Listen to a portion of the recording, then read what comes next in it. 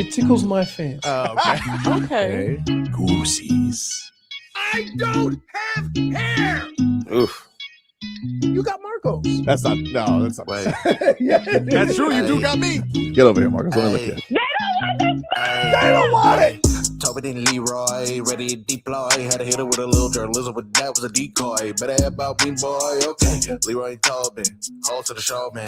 Still on the stars with the show, and till then his half moon open. Sometimes go taste like a snowman. No proof, I'm a lie about a motive. No proof, like I always wanted him, I never hated him, I never traded him, independent, I never ever traded him. You know what is a star? Like another city, the driver's side fly. Just like a large, so many more, 10 in the more, never a bar. 8, 10 in the more, 2 to the P. Nothing to you, but it's something to me. Handsome as ever, cute as could be. You can watch it on YouTube with view for free. Ay. This one time for the Twitch. This one time for the text. This one time for the phone line. Whole time wonder what they gonna do next. You know, I just wish you guys would stop the quibbling. You got to get Christopher Morel off my baseball team. You just have to. You just have to. He's got to go. Got to go, Leroy. Oh, he hit his ground balls. Dude, he hits ground balls, and then he's just a wanderless mush out there in the field. Just a wanderless mush out on the field. Can I just say this? I'm just like, dude, you know what? Nice knowing you. It's been 5 weeks. He's hitting like 100. His on-base percentage is like 100. And somehow they're going to keep rolling him out there every time a lefty's starting because they think it's going to turn around. It ain't going to turn around. I'm done. Why him, though? Why do they keep, like, because everybody else, they'll not play a guy who's hot. Yeah. Yep. To put him in. Yeah. And just hope he gets through it. Why wouldn't you just play the guys who are hot? I don't know. I think they hope that, like, whatever power he used to have is going to be in there. It's a guy who's been a 20 home run guy before, but I'm done. I don't want to watch him. I don't want to watch him in a Marlins jersey anymore. I'm gonna say this, okay? And this is factual, and this is the difference between a football coach and a baseball coach, a baseball manager. Hope doesn't win. Yeah. There's certain things a football coach will say, there is a level of expectancy that I need to know before I put you on the field, right? You hear that all the time from a football coach. All right. Well, headlines brought to you by Doral Volkswagen, home of the Pricito, our lowest price. Visit Doral Volkswagen or DoralVolkswagen.com. Good morning, Vlad. Morning. How are you? I thought you were going to start the show off differently. Yeah, I was. Then I was looking up. I saw that he declined to speak to the media yesterday. I said he should thank people if anybody wants to speak to him, that anybody knows who he is. He declined to speak to the media? How many media requests have there been for Christopher Morel to speak this year? I'm not talking about that. I thought you were going to lead off with Fat Bum. It's such an interesting series because, you know, you would think I would be like, oh, I can't be happy either way. But the thing is, when you have a double petty series, it's kind of house money. Because so my daughter had a concert last night. She was doing chorus, did a lovely job. So I strolled into my house. It was the fourth quarter. And I was like, oh, man, Knicks are getting put on them. And then they kind of made a little push. And then, like, all of a sudden, nope, couple more baskets from the Cavs. It's like 20 points. I'm like, all right, but I didn't turn it off. And then just fat bum out there, fat bumming it. And Jalen Brunson decides, like, hey, we got a new inductee into the Olay Twins Hall of Fame. I mean, it was, whoo, wow. I would say this. What Jalen Brunson did last night to James Harden is illegal in 30 states. I mean, it's illegal in 48 states, including Alabama. That was rough, dude. Including Puerto Rico. Woo! The thing that was the thing that pissed me off, and I don't normally get pissed off about, because there's different levels of talent, right? And James Harden was in a bad spot. But the thing that pissed me off the most about it, he didn't even give effort.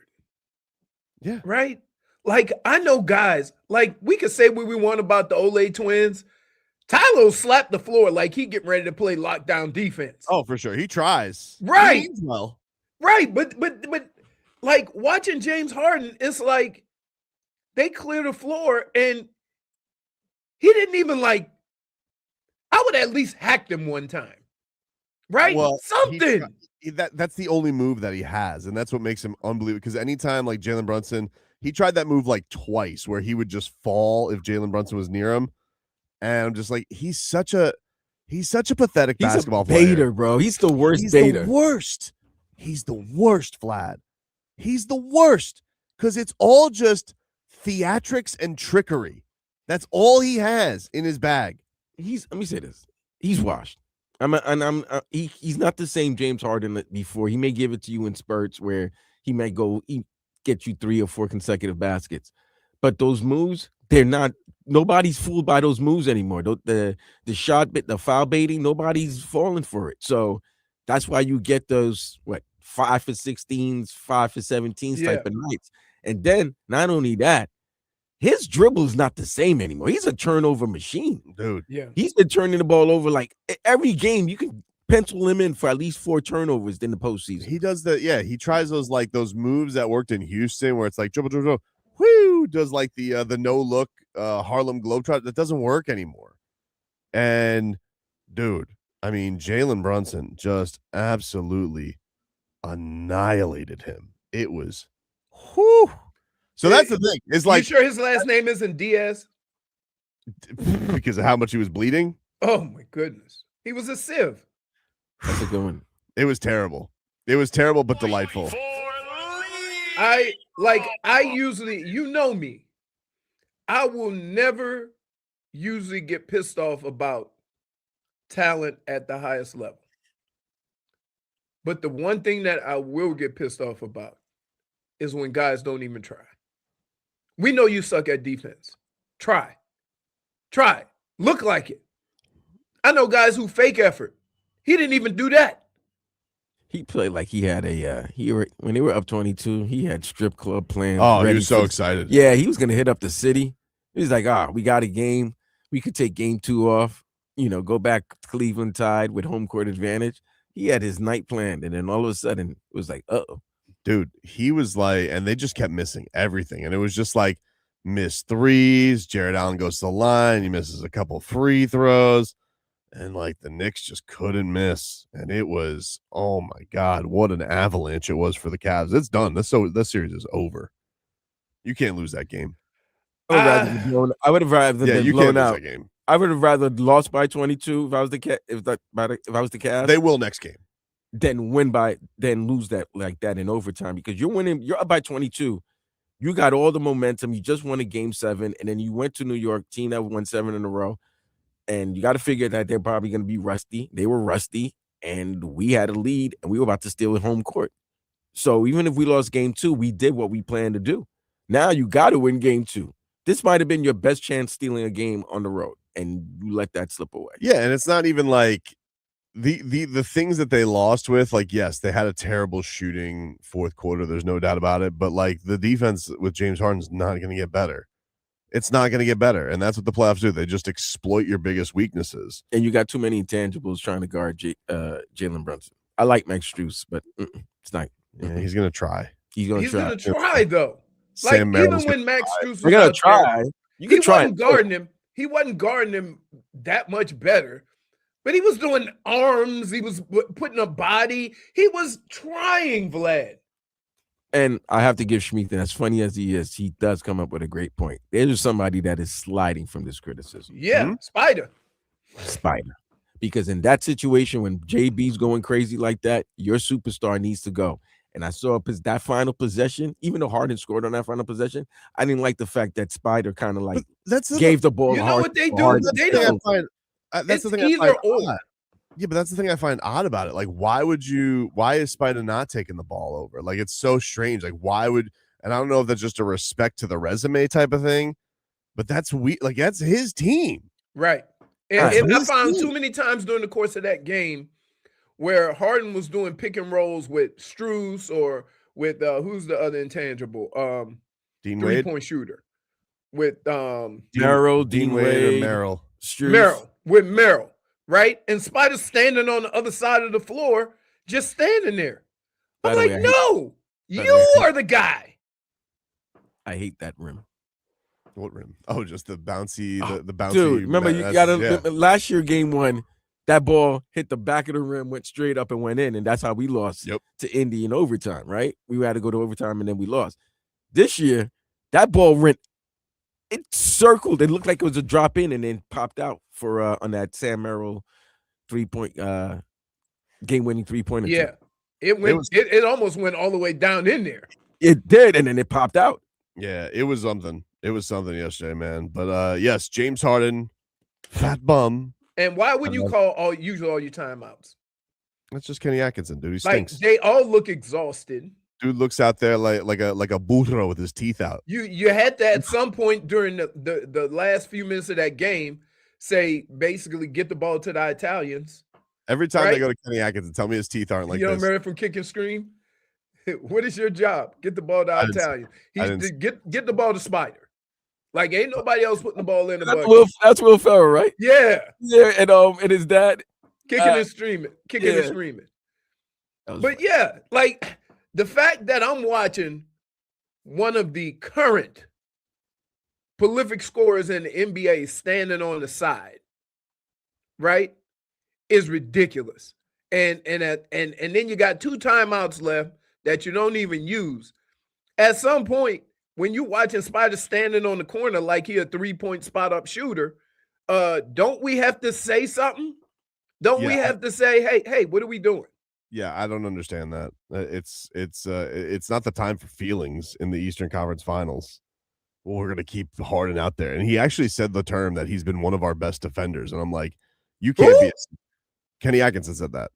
He said that about James Harden because he was asked if he ever thought about benching him, and I'm like, you can't be a serious person and say that. You just can't. We can't take you serious. Yeah, I just can't take you serious. Harden's actually a better defender against bigs because he's so fat. His short is. Yeah, I can see that. Like he can give Cat. You'll notice that sometimes he'll be the guy that's guarding. I think that Jalen Brunson would have had a tougher time if he would have gone against nobody, Vlad. I think being in an open gym would have given him more issues yesterday than James Harden. When he saw James Harden ever switched on to him, he couldn't miss. It was insane. They got their rhythm back. It was that was it. It was Russ versus rhythm. That 9 days off, you could tell. It factored in, and then that's why I thought when they were getting blown out by 22, Leroy, I said to my friends in the group chat, I was like, let them play. They haven't played in 9 games. Let them they need to find their rhythm. Right. If not for today, for the next game, because it's like it was one of those games like, okay, just keep shooting because you want them to get their rhythm. It's like when you see a player, a good player, he's not hitting his basket. You ever see when they shoot a 3 and then one of the defensive players block it? So they don't want that person to get their rhythm. They don't want to see the ball go in the basket. That's why I was like, just keep going. Then before you know it, it was a 7-0 run. 7-0 run became a 13-1 run. 13-1 run became 19-1. And it was like, oh, wait a minute. They might be able to pull this off. And they did. Leroy, give us a weather update brought to you by Tornado Roofing and Contracting, helping homeowners stay safe this storm season. Visit tornadoroofing.com for a free roofing window estimate. We have been, every morning we've gotten up to rain showers. And then it kind of gets a little better during the course of the day. And then you might get one in the evening. That seems to be the pattern right now. But the winds are like 10 to 15 miles an hour out of the east, southeast. And it's about 82, 83 degrees, but I would expect more rain. It's really weird that it rains out west in the morning. We usually get the evening showers, but yesterday morning. Yeah, that's what I'm saying. Caught me off guard. Leroy's right once again. When is he ever wrong? 83 degrees. Golfer. But no rain forecasted today, though, Leroy. Really? Okay. Y'all go ahead on. It's South Florida. Yeah, that's what I'm saying. Y'all go ahead on with that. Listen, bring your little umbrella, throw it in the back of the car. If you got to pick your kids up, make sure you have something to get them. You might get a passing shower. It's that time of year. Simple as that. All right, we'll take a break. More to come here on the show. Back after this.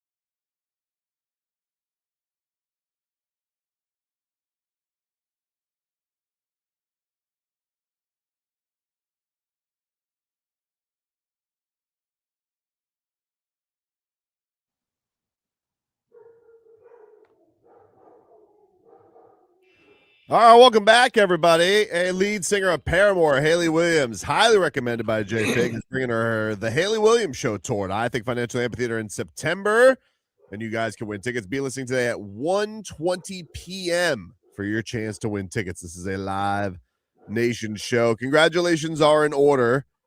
You guys, this guy has dealt with a lot of adversity throughout his career. Certainly mocked on this show and many others. But he's a champion now, and he can never take that away. Congratulations to Ben Simmons, champion professional fisherman. He won something for the Walker's K Open, and I guess his team is the South Florida Sailors. So he's representing us, Leroy.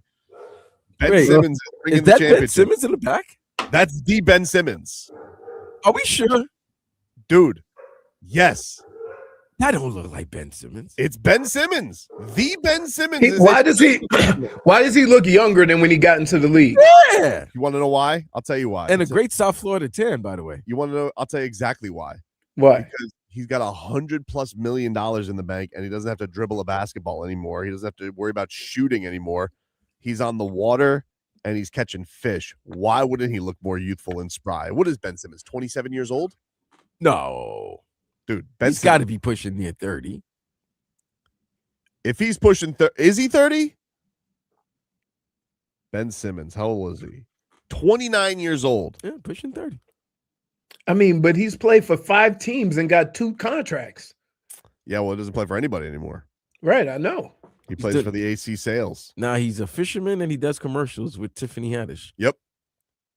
Why wouldn't you be you would be so stress-free. You don't have to worry about shooting the basketball anymore. No more of these nonsense summers where like Ben Simmons is going to be a problem where he makes 3 jumpers in a row and we're all like, "Oh, Ben Simmons is a jumper." No, he's catching mahi.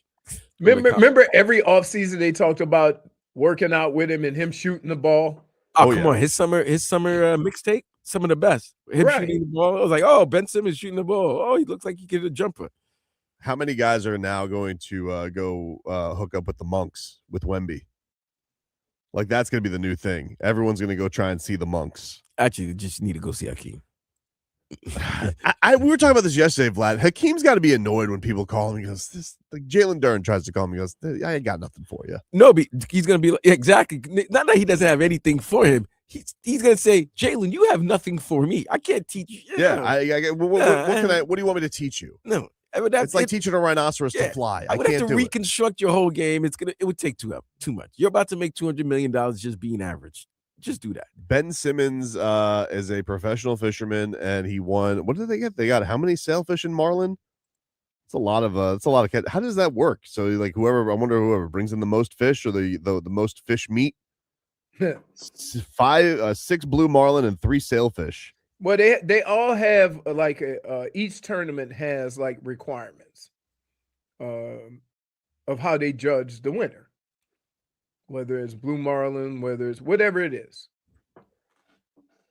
And so, we sure he just didn't participate and just use his name as the gravitas. Maybe he was the sponsor of the boat. Maybe he owns the boat. Maybe he owns the boat. Maybe. Mm-hmm. There's a lot of people there, and I'm like, I don't see them being associated with Ben Simmons. They have 5 or 6 people on some of these. Look at the team, Leroy. There's at least a good 15 to 20 year age gap between Ben Simmons and some of the. You always like whenever you go fishing, you always need have a young captain. Yeah, you can't have a young captain. I wouldn't. Look at the guy on the lower left. He's young. That guy's definitely the captain. The guy with the big picture. He's got to be the captain. Oh yeah.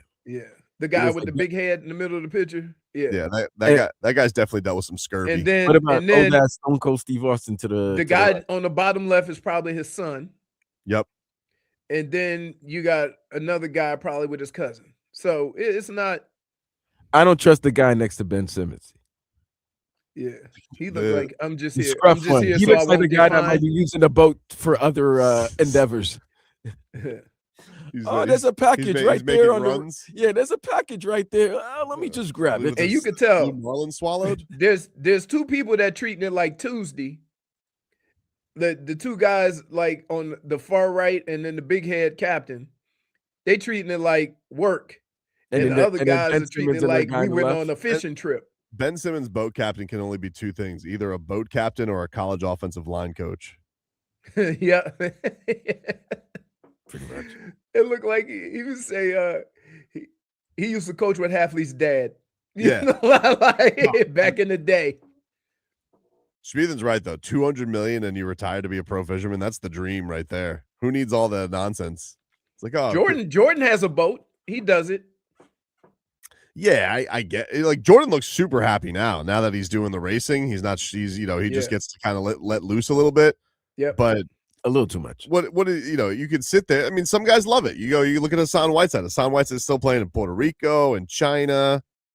They said the older guys did most of the work reeling the fish in. Nope. I think there's a rule. When you hook it, you got to reel it in. I'm sure he could reel it in. Now can he throw it out Yeah, there? but no, I'm saying like they all may have a line, but I think once you hook it, you have to reel it in. You can't then hand it to the more qualified guy. I'm sure he's fine at reeling it in, right? He seems like a strong lad, Ben Simmons. Yeah, there's a method to it though. You know that. Can't just rip their lips off. No, you can't rip their lips off. Dude, my grandfather one time got into like the biggest tussle. A tussle on water? I thought we were gonna lose him. I thought we were On water? Yeah. We were out on water, and I was like, man, Somebody was trying to fish a spot that he marked. Dude, you know what it ended up being? A giant ass stingray. And so like the stingrays are hard to bring up because they're flat. Yeah. So you can't pull them out of the water. I was like, what the hell does this guy? I thought we had like a shark. I thought we had like some Goliath grouper because this man was in a battle for a while. And he was not young. I mean, my grandfather was probably in his late 70s when this was going on. And I'm like, what the hell does he have? And it ended up being a massive stingray. No didgeridoo Steve Irwin nonsense. Yeah. But it was, rest in peace, of course. But it was it's hard to bring them up out of the water. It's like trying to bring in a big garbage bag. Crazy.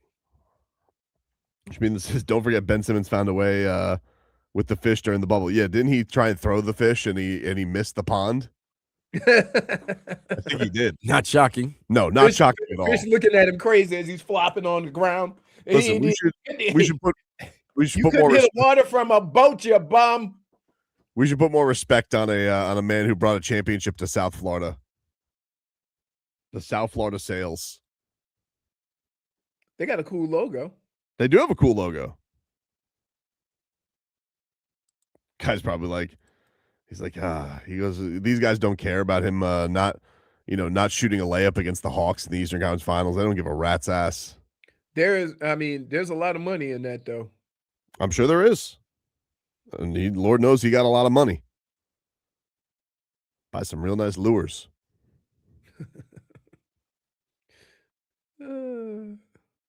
Gotta be tough going into the what do you call it? Is it the cabin? He's got a duck. He's 6'10". Tall man, Ben Simmons. I mean, depends on how big the boat is. If the boat is big enough, there's plenty of room. Pretty wild. Well, congratulations, Ben Simmons. You know, you could be James Harden today. Somebody said, do Australians claim Ben Simmons? I think they do. I think they do. He claims them. Remember, he used to come in with the kangaroo chain. You think they claim who? That's how I got into my beef with the Australian member of Parliament. He claimed Ben Simmons. That's why. That's true. You think they want to claim Ben or they want to claim? Oh, because it all started. Keep in mind, it all started. Goran got the nod to the All-Star game, and Ben Simmons didn't. Right. That's how. And so in Parliament, somebody said something. Yeah, Tim Watts. So Tobin hit him up, and they started having beef. So that was the bet. Tough. Anyway, we'll take a break. More to come here on the show. We're back after this.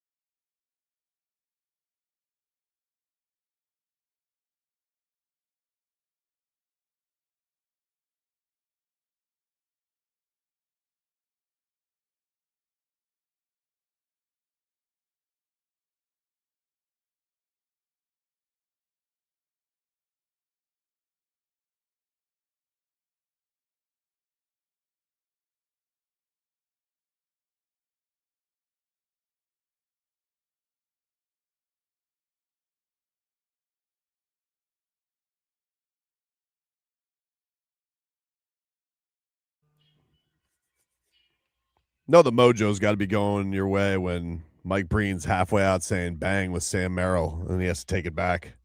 That's a pros pro, Mike Breen. He was ready. Even as painful as it would have been. But the basketball gods wouldn't let him yesterday because why would the basketball gods reward James Harden? You can't do it. This was yesterday. This was Mike Brown after the game. This is what he had to say on the Knicks game plan in the fourth quarter.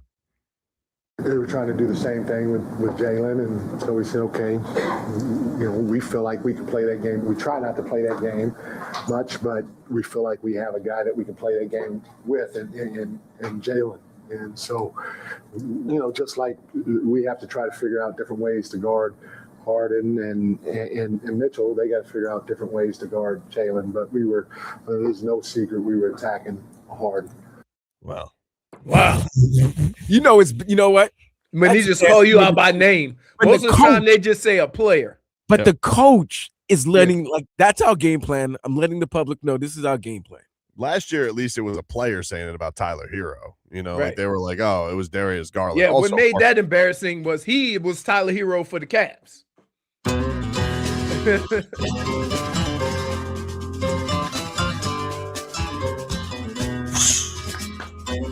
The thing that was embarrassing, like the thing with James Harden too, is like there was one where like he couldn't even bother to like run towards a closeout. He's just like, oh, I'm just like, man, this guy really is just, it just doesn't. It just sticks out like a sore thumb. It really does. So like a beard.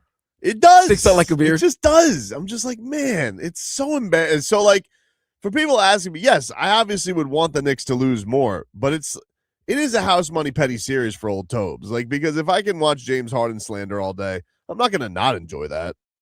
He was terrible. And I just don't know how he looks at himself in the mirror, Vlad.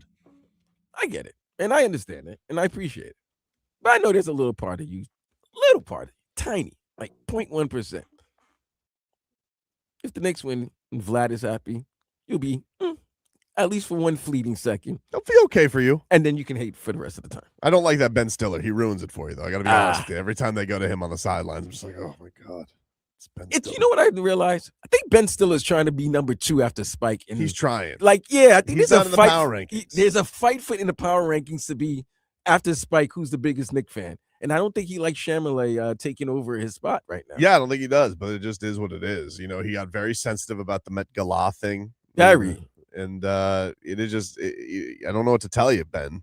But Tracy Morgan's throwing up before games, so that might have taken. That was against the Heat, wasn't it? Was that against the Heat? Was that against the Heat? Or was Heat? the Pacers last year? I think it was the Pacers last year. I thought Tracy Morgan. I thought that was the regular season that he did that. Nah, I was in the playoffs. Oof. Yeah, he barfed. Yeah, Fat Joe. No, it was March 2025. It was regular season. Yeah. Okay. Heat and Knicks. The incident halted play for more than 10 minutes. Oof. Jeez Louise. Anyway, that was rough. Miami Dolphins, they got OTAs going on right now as they're over at Miami Gardens getting some work in. Everybody getting to know old Coach Hafley. Jeff Hafley yesterday talking a little bit about Kenny G, and he was talking about what the plan is for old Kenneth Grant this upcoming season. Right now, we'll start him off on the inside and see how we develop, who else develops on the edge, and in certain packages, maybe, if we get in the 5 down, he could be a guy that pumps out there. If we want to play certain fronts and get into different spacing, yeah, I could see him potentially moving around, him and Biggers and some of those guys. They give us some flexibility that's really nice to have. So you want me to break that down for you? Don't get your hopes up. He might see it. Break it down, Leroy. So the first thing I identified with Kenneth Grant is this. He is not a 2-gap nose tackle, meaning that he works on speed and explosiveness, right? To have him stand up, hold the offensive lineman, and read is putting him at a disadvantage. So you want to use him to his strengths. When they talk about moving him around, they like his explosiveness off the ball. And they would like to take advantage of that at different spots if needed during the course of a game. But last year, having him start off, doing something he'd never done at that position. He got pushed around a lot because the first thing he did was stand up. He hadn't learned how to use his hands yet, and it hurt him. So that's basically what he's saying. We want his explosiveness. We want his quickness off the ball. We want him to hit gaps. We want him to be a disruptor. And a disruptor is somebody that explodes off the ball and just gets penetration in the backfield. Yeah, that seemed like his best stuff last year, right? Like it seemed like they let him go a little bit more with that as the year went on. Well, I saw that right away because I saw him in college. And I saw him, you know, when he was in college, he was always in the backfield. He was always causing havoc. And you don't just lose that.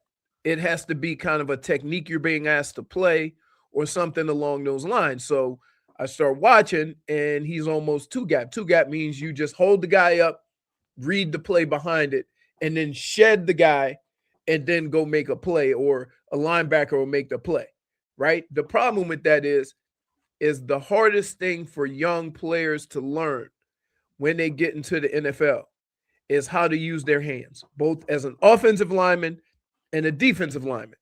And if you haven't learned how to use your hands, you get pushed around. That's what happened to him early.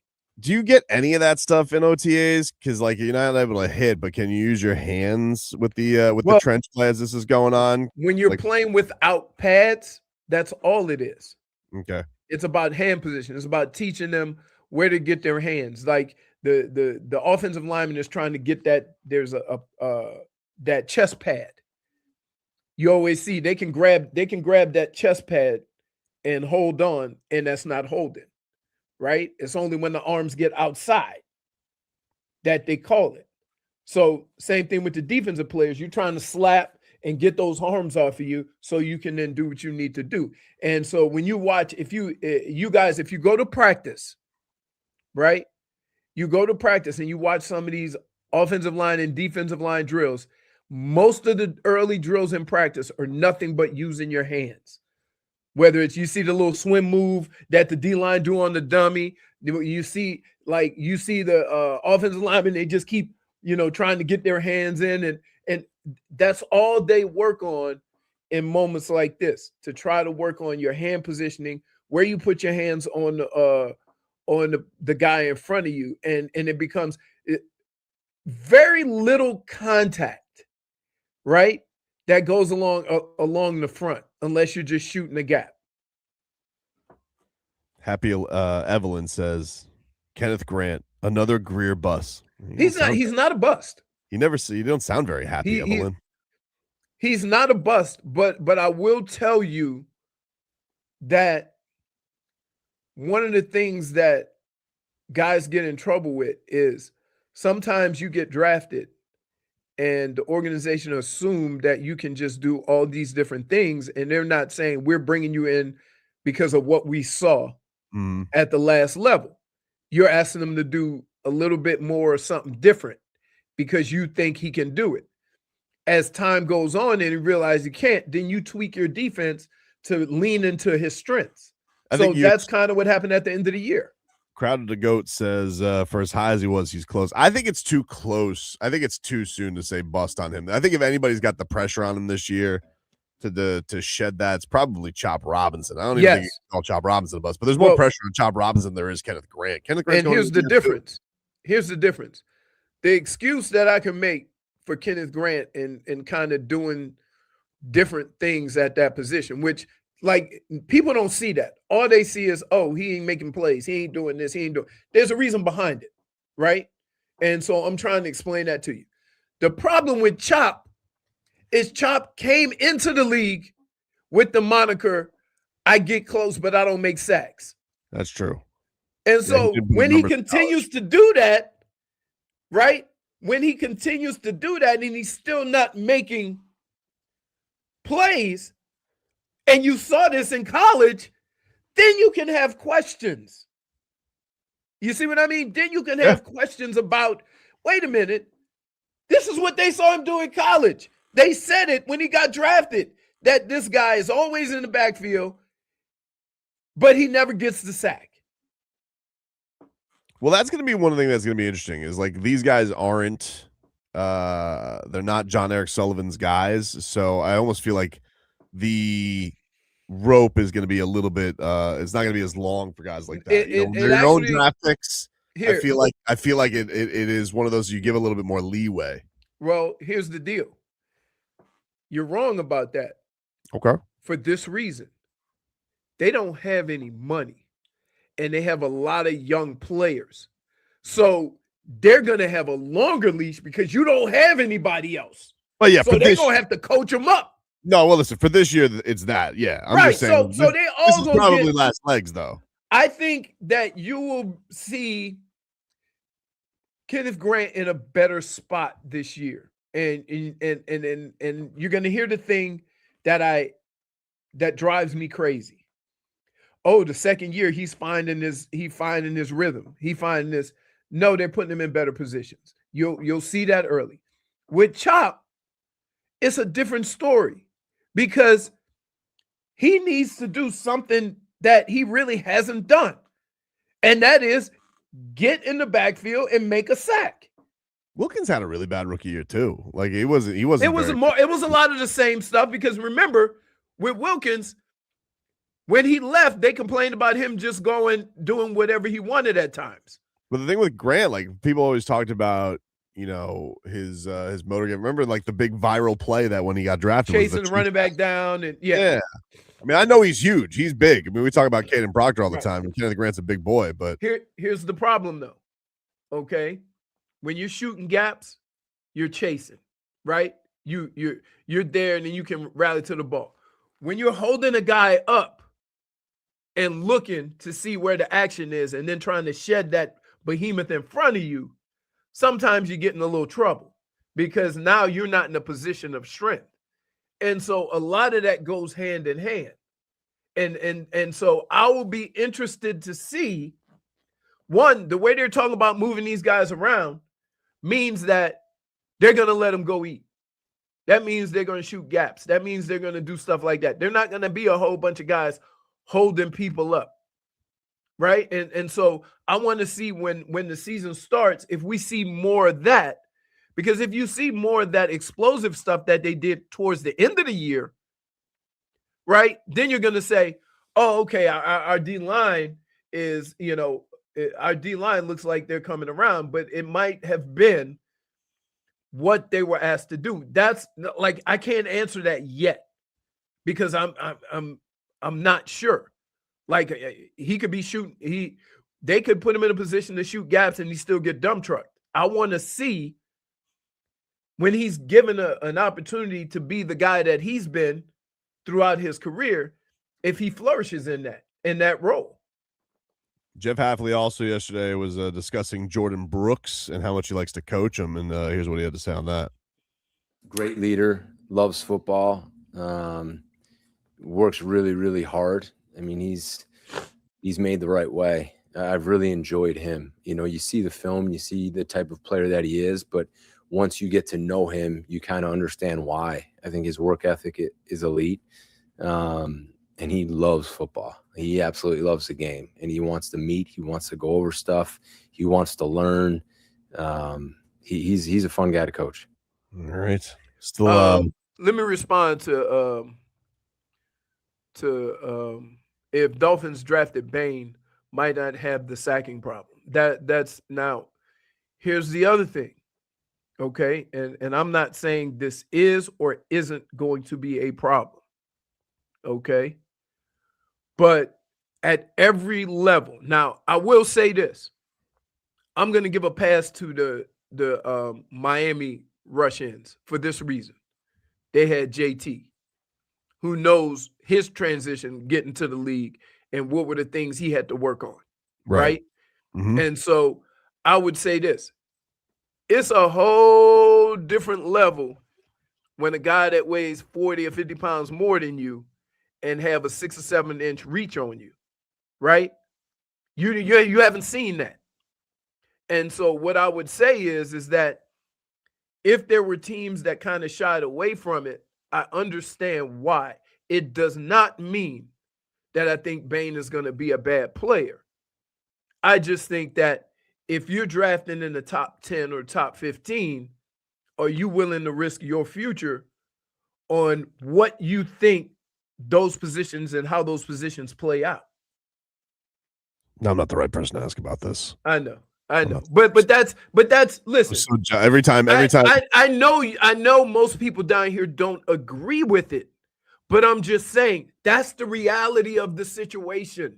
Whether you like it or not, that's how they think about these things. I'm trying to have an open mind about Kadyn Proctor, and it doesn't help that every friggin' day on my Twitter timeline, this Tampa Bay Buccaneers social media team, like they love Rueben Bain. They keep putting stuff out there nonstop. Right. You got to get off my time. I might have to block them. Keep in mind this though. When you look at Tampa's D-line and you look at Miami's D-line, Tampa's D-line is in a different place. You see what I'm saying? Yeah. And so that also has to come under consideration too. Yeah, as much as I love Zach Sealer, he's not Vita Vea. But and keep in mind, think about this. You got a guy who's always getting doubled and triple teamed and causing havoc up the middle. That creates for the guys outside. You see what I mean? That creates. We'll take a break here on the program. More to come here on the show. Get you caught up with your headlines. We're back after this.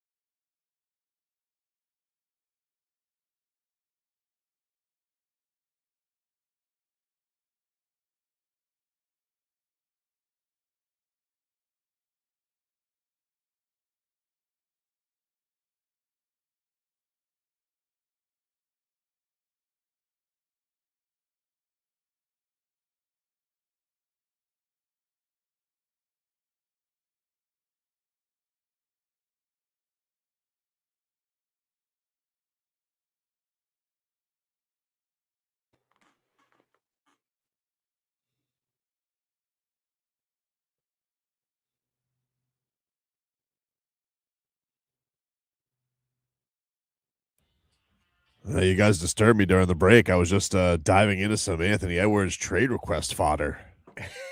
Of course you were. Wow. You better be worried. Why would I Vlad, be worried? Somebody's available as a coach.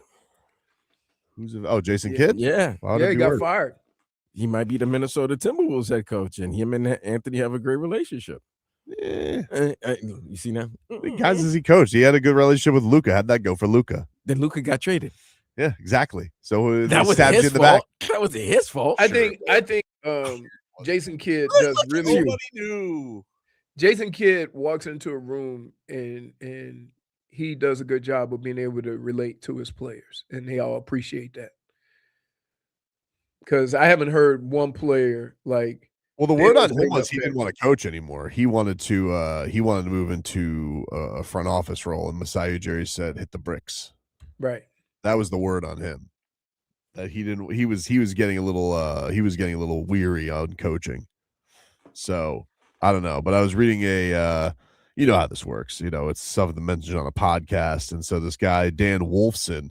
That's really his name, Dan Wolfson. Darren Wolfson. I'm sorry, Darren Wolfson. His name is Darren Wolfson, and he covers the Timberwolves. That's incredible. It's just meant to be. Well, Darren Wolfson, he is a news reporter for KSTP, and he was on a podcast called Flagrant Howls. That's a great podcast name. Props where props is due. I mean, it's no porpoise pod, but it's pretty good. And he said, it's about satisfying Ant. The fear is that at some point, does Ant, through his representation, Philadelphia and others, signal a desire to be elsewhere? We're nowhere near that point, but the fear is there. And that's all I need is fear. You smell that? It smells like fear. All I need is A-Rod and Pat Riley to go down to the Grove one day, you know, maybe meet at Armani and, you know, talk it over some espresso. And what are you going to give A-Rod and his team? Who doesn't want Kasparas Jakachonis? Nobody. They basically call Minnesota Little Lithuania. Nobody. They basically call it nobody. I think people call nobody. it that. Tobin. People call it that, Vlad. Tobin. No one calls it. I think there's a lot of Lithuanians in Minnesota. No, there's more. We know what people are in Minnesota. Okay, we seen what happened this past year with people in Minnesota. I don't see many Lithuanians in Minnesota. I think they basically call it the Lithuania of America, Minnesota. Ice ain't going to Minneapolis Goodness. for Lithuanians. Okay, stop it. Stop with your dreams. I will give you Jaime Jaquez Jr. Why? Jakachonis. You notice he's giving all the foreign players. Jaime's American. Go ahead.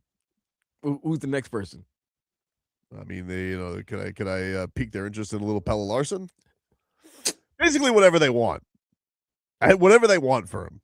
I don't know if we have what they want, but whatever they want for him. We'll even take. You know what? We'll give him Ware, and we'll take the big baguette back. You take Gobert? Yeah, if it meant getting Ant. If it meant getting Ant. I mean, how you know he want to play with Gobert? I don't know. I don't know what he wants. Right. I just need something. You know, there's a place he'll probably go to before coming here. The only other place I can see him going is home, Atlanta. Exactly. I can see him And going right to Atlanta. now, if you look at Atlanta, But you want to know what's close to Atlanta? Miami. It's like a train ride. So why would he go? Wait a minute, Leroy, are you understanding this? I can go home, but I'm gonna go to the state below my home. I think I'm gonna go to the city below my home. When he was at the All-Star game, did he or did he not tell Norman Powell, Miami bleep looks like a vibe? He's had his eye down here too. And then let's not forget that hobnobbing that he did after not the game. because of the team, Hey, Vlad. because of the nightlife. Whatever. Vlad. You know how many, Whatever. You know how many Vlad. ladies of the night, or I don't have to ask questions. You know what happens, Vlad? You know what happens? This all sounds great. And then Supermax shows its rears its head. Listen, we got Supermax down here. He's like, well, damn, Minnesota ain't that bad. all we need. I could. Supermax money makes it so warm. 300 million? Warm and cozy. 300 million? Wait a minute. 300 million doesn't make you warm and cozy? Makes him cozy. Yeah, it does make you warm and I don't know if it cozy. makes you cozy. Time out. Hey. Hold $203 million for Ben Simmons was great, but $300 million is not going to be great for Anthony Edwards. We'll see. Yeah. You know, he's got that Sprite money. Yeah, Done a lot of great Sprite commercials down here. Sell some. What are his shoes called? The Ant-Mans. the Adidas. Yeah. Let's not forget about Astron. That should be your worry. Why? The man, he produces on and off the court. Good. That's it. That's all that needs to be said. As long as he's there at 7:40 for tip-off. He'll be there for 7:40. He's not going to pull a James Harden. Yeah, he's not. Man. Unbelievable. Nikola Rozhirvich says, Bam is Argo Bear. I mean, let's not say things we can't take back. Wait a minute. That's horrible. Let's not say Right. things. That's terrible. Like, I really do believe that part of the problem is Bam is asked to do so many things because this team doesn't have anybody to do it, that we then look at Bam when he fails at any one of those things and go, he not that guy. Right? Bam has never played on a team where he could be Bam. Right? He's either playing center, trying to guard 1 through 5. He's trying to score. He's trying to facilitate. Like, if anybody on this team would take any of those, responsibilities away, then I think you might see a different Bam. That's why we've been clamoring for Kalel and Bam to play together. Well, yeah, I don't understand the people who are sitting here being like, who among us has said, like, oh, Jimmy's gone, now Bam can be the number one option. Like, the entire time when the Heat were contending, all we kept saying is they need another one. They need another scoring option. Right. Everybody was saying that the entire time. Nothing has changed in that regard. I guess people are going to the effect of, well, he has a max contract extension, but Max has but the Heat aren't locked into anybody else. Like, it's not preventing them from doing anything. I don't really understand the complaint there with him. What's crazy is that the Max have given people a misconception of what players are. Right? You qualify for a Max not based on what your play was, but based on your awards. And so let's be clear about that. That we know a bunch of guys in the NBA that if it was not an automatic max, they wouldn't get the max. He also didn't sign the super max. He signed early. That's Right. another thing that people it's not like he locked the Heat in for 4 years. He did an early max with 3 years added. So that's Right. another thing that's misconstrued on it as well. But anyway, the weather is brought to you by Tornado Roofing and Contracting, helping keep your home and family safe when the storm rolls in. Visit tornadoroofing.com for your free roof and window estimate. Currently in Miami, Ant, it's 83 degrees, partly cloudy, which means mostly sunny, with wind gusts up to 50 miles an hour. And just for research purposes, let's look at the weather in Minnesota. Minneapolis. Oh, What is it? 51 degrees. What's the high? Because it's 10 o'clock right now. What is the high? 60, 65? 61? Yeah, and man, I mean, come on, dude. It's May. That's nice. Is it? Yeah. Not nice enough. It's nice. Got that lake weather. Beautiful lakes. Crazy, dude. Those are some beautiful lakes in Minnesota, right, Leroy? Yeah. I mean, like this time of year, you hope that, everything's not mushy, but it's real nice weather because it's dry and it's cool. You know what I mean? Shmita says Bam will be making $1 more million than Zach LaVine next season. Would you guys take Zach LaVine in the number 5 pick? He's injured a lot. Just a year. It's a year tax with his $50 million salary. No. Is it 5th or 6th? Absolutely not. You wouldn't take it for the 6th pick? Huh? Not for the 6th pick? Would I take the 6th pick and? And you got to take on Zach LaVine for a year. No. Because, basically what you're saying is I could have just maxed out Tyler. Well, but you're only having to pay it for a year. Tyler would be. Yeah, let's say I got you. Send them Understood. Tyler's years goes. So let's see. Round. Come on, let's go. That stinks. Because I forget if they have the 7th pick. I'm sorry. Would you do it for the 7th pick in Zach LaVine? No. Okay. Vlad, would you do that? Because keep in mind, everybody's talking about the top That's why 4 you have guys. the 7th pick with them. Everybody's talking about the top 4 guys, and then everybody else is just no. whatever. There's good players. There's still good players after that. Okay. There's All a right. lot of good players after that. There's some guards. There's after mostly the top guards, 5. but yeah, there's good players. Yeah, there's some good players. No, I hate Zach LaVine because he's so damn talented, but he just can't stay healthy. Like you'll see Zach LaVine, he'll go on a 20-game stretch when you're thinking, oh my God, he's probably one of the top 3-4 shooting guards in the game. And then where is Zach LaVine? Oh, he's in street clothes.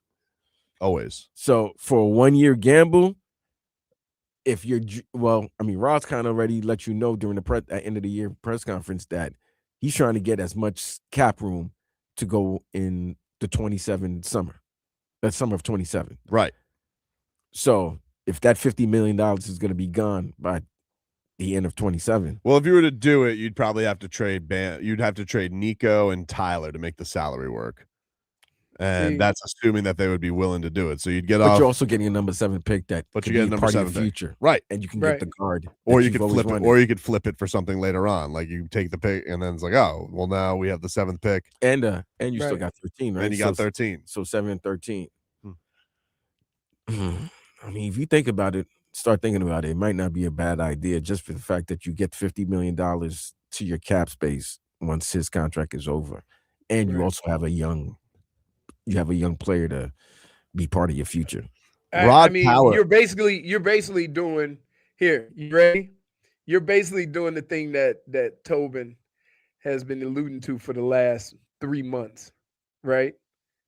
Setting up for 2027. Right. Well, Ralph said it. I mean, Ralph pretty much just said it. He said it because they asked him the question is, going after having cap space to go after players, is that still an option? A viable option? So, I mean, the only thing that makes it of interest is if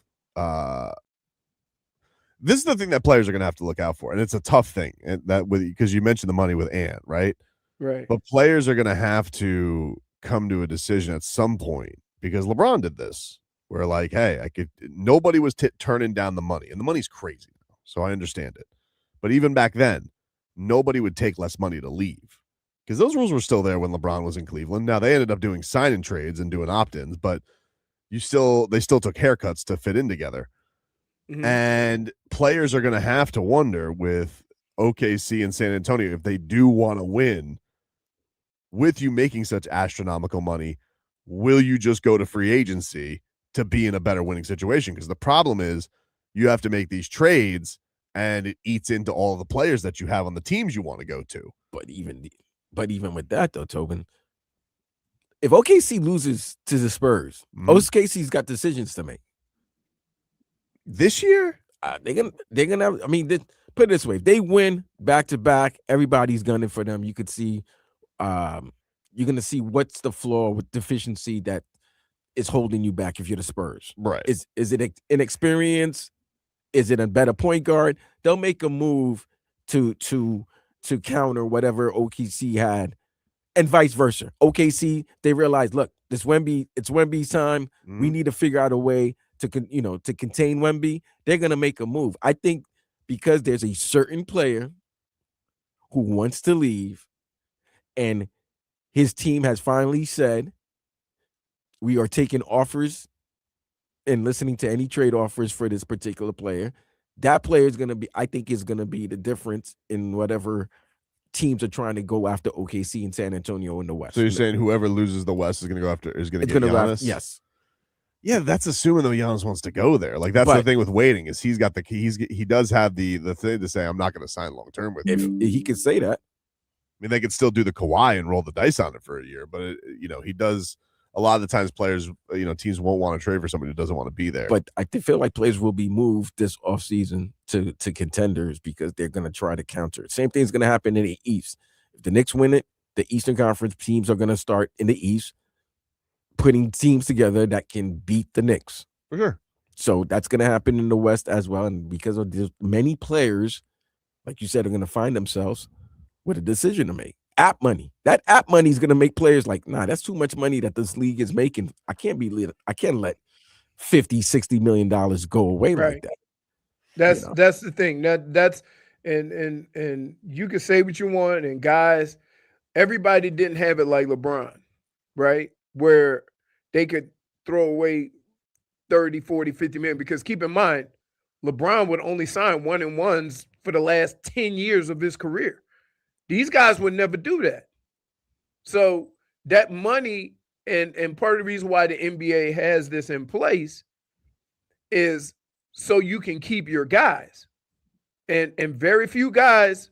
Yeah, but it almost backfires because you can't keep all your guys because it's so punitive to have all your so punitive to have all your guys. What I would suggest to the NBA, and I don't even know if the owners want to do this. I think a lot of times owners want to be reined in so they don't spend the money, right? But what I would do is if you sign your own guy, this should be in any sport. If you drafted him and used the capital to bring that player in, and he ends up turning out, you should get some kind of break for maxing him out, whether it's 10% or 15%, to where that 10 or 15%, if you max him out, does not count against the salary cap. Because I hate the fact that there's teams that could go. So give you a perfect example is Boston, right? They got $200-300+ million contracts that limits their ability to do anything, and they didn't trade for anybody. Well, they drafted those guys. They traded guys. No, not everybody. I mean, they traded away the guys they brought in. So they traded. No, but I'm saying they have Tatum and Jaylen Brown. But the other guys they brought in either traded right. for agency. But I'm saying they should be able to get a break from maxing their 2 draft picks out. So that if it's $300 million, say I give you 10% off, that's $60 million.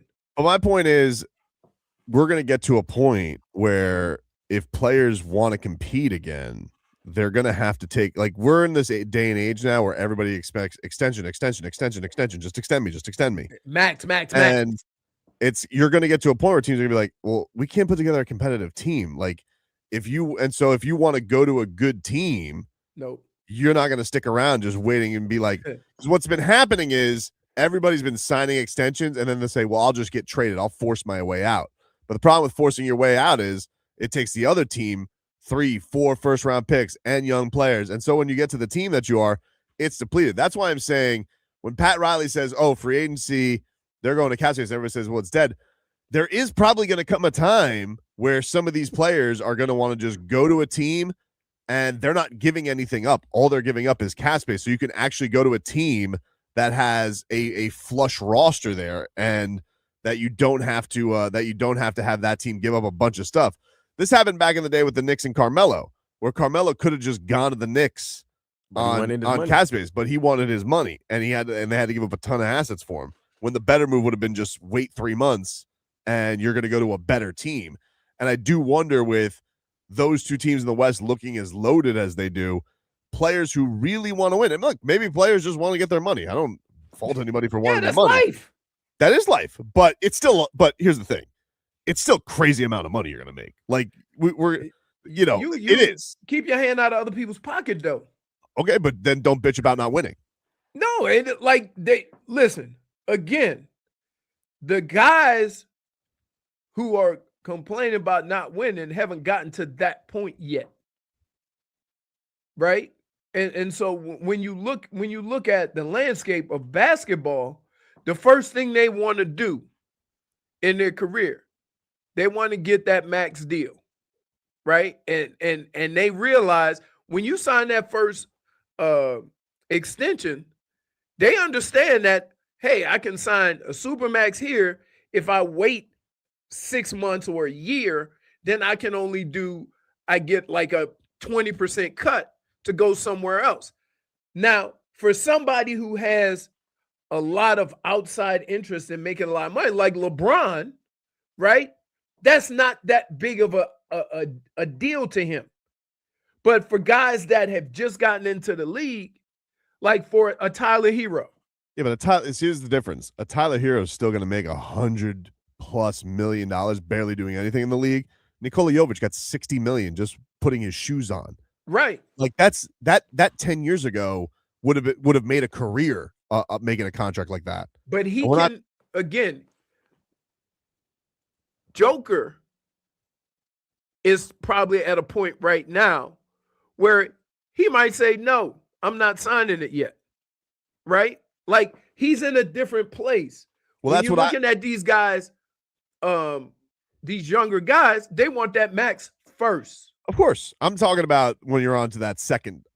Everybody's going to want the max to have their their generational wealth. But I'm saying, if you're a guy like Nikola Jokic, yeah, maybe he doesn't care and he just wants the $400-300 million contract to go get horse. Or would you do a 3-year deal because you now can go to any team you want to, whether it's go play with Luka or go play with the Heat or New York or whoever, because you get to pick your location. And look, there's 15 guys in this league. Let's be real about it. They're going to make unreal money no matter what. They're not going to never make, never have to count another penny. And so while right now it's not been, no one's going to not turn down the money because the money's gotten so crazy, 80 million, 70 million a year. But it's going to cap out on the winning. Like Jokic, we're all like, Denver's going to keep winning, and the gravy train ended in a year. So I do wonder if that is. My point is, I just wonder if it's going to get back to a point where the players will look at it and be like, I could stay here and I can make all the money, and maybe that's good enough, but my team's never going to be good. I just like, we're making a lot of assumptions that a player is just going to throw away 60, 70 plus million. It's not throwing away. What you're doing is you're sacrificing the extra year and the money.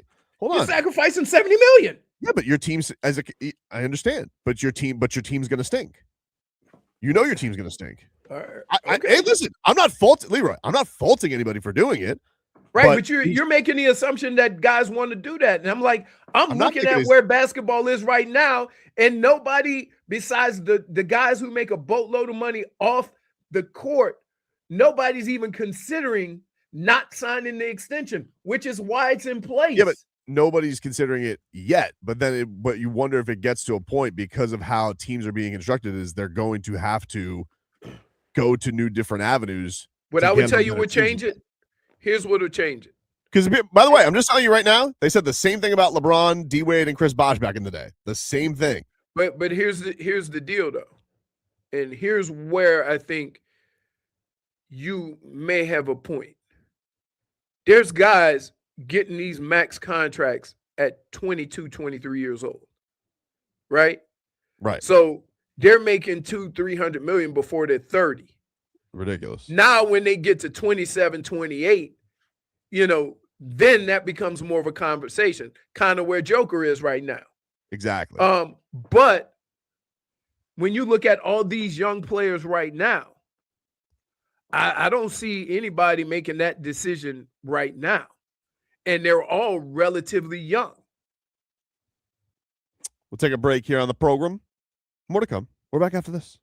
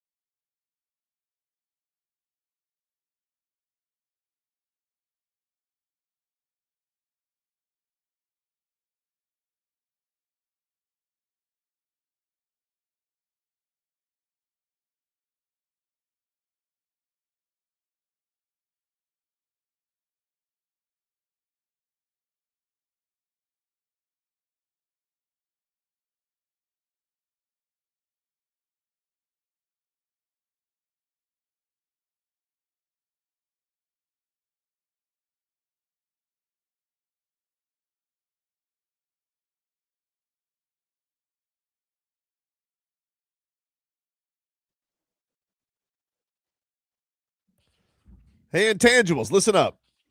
I love how you said that while I'm playing a hip hop song. Well, we got something for everyone actually in this one. Machine Gun Kelly fans, we're giving away tickets to see his Lost You Americana claiming show. him? What's that? That's intangibles. Yeah, but he's got Wiz Khalifa on the show too. All right. I don't know if he's going back to hip hop, Machine Gun Kelly, or what. Maybe he's Eminem banned him. He sent him away. His show is May 27th at I Think Financial Amphitheater, so that's next week. If you guys want to win those tickets, go to wqam.com/contests for your. That's how you get them, Vlad. Like you can say what you want about Drake and the Drake beef And Kendrick. and Kendrick Lamar, but hey, Eminem ran the dude out of the business, made him switch genres. Well, yeah, he did, but it wasn't like, MGK was really He wasn't on the same level as Right. Drake or Kendrick. Like, yeah, it was like, okay, you just sent him Basically, to the shadow, Eminem got him for just dipping his toes in it. and sent him to the shadow realms. The only time I Yes. ever heard him rap was when Stipe Miocic came out to his song. He's got that Cleveland song that he likes. Yeah. By the way, if Eminem wanted to rip him again right now, remember he was signed under Diddy.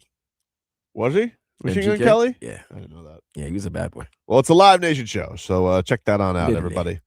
The Marlins will be back in action tonight, 6:40 p.m. Janson Junk is on the hill for the Fish. He's been pitching really well this year. Yep. Braxton Garrett did not. He got optioned after the game yesterday. Oh, he need to go get his arm checked or something, or he wasn't ready and they brought him back. Yeah. Just because, hey, no lie, when they say how is so and so recovering, his velocity is good and he's throwing all his pitches. But He was ain't putting up good numbers in AAA. I don't know. It's AAA. It's AAA.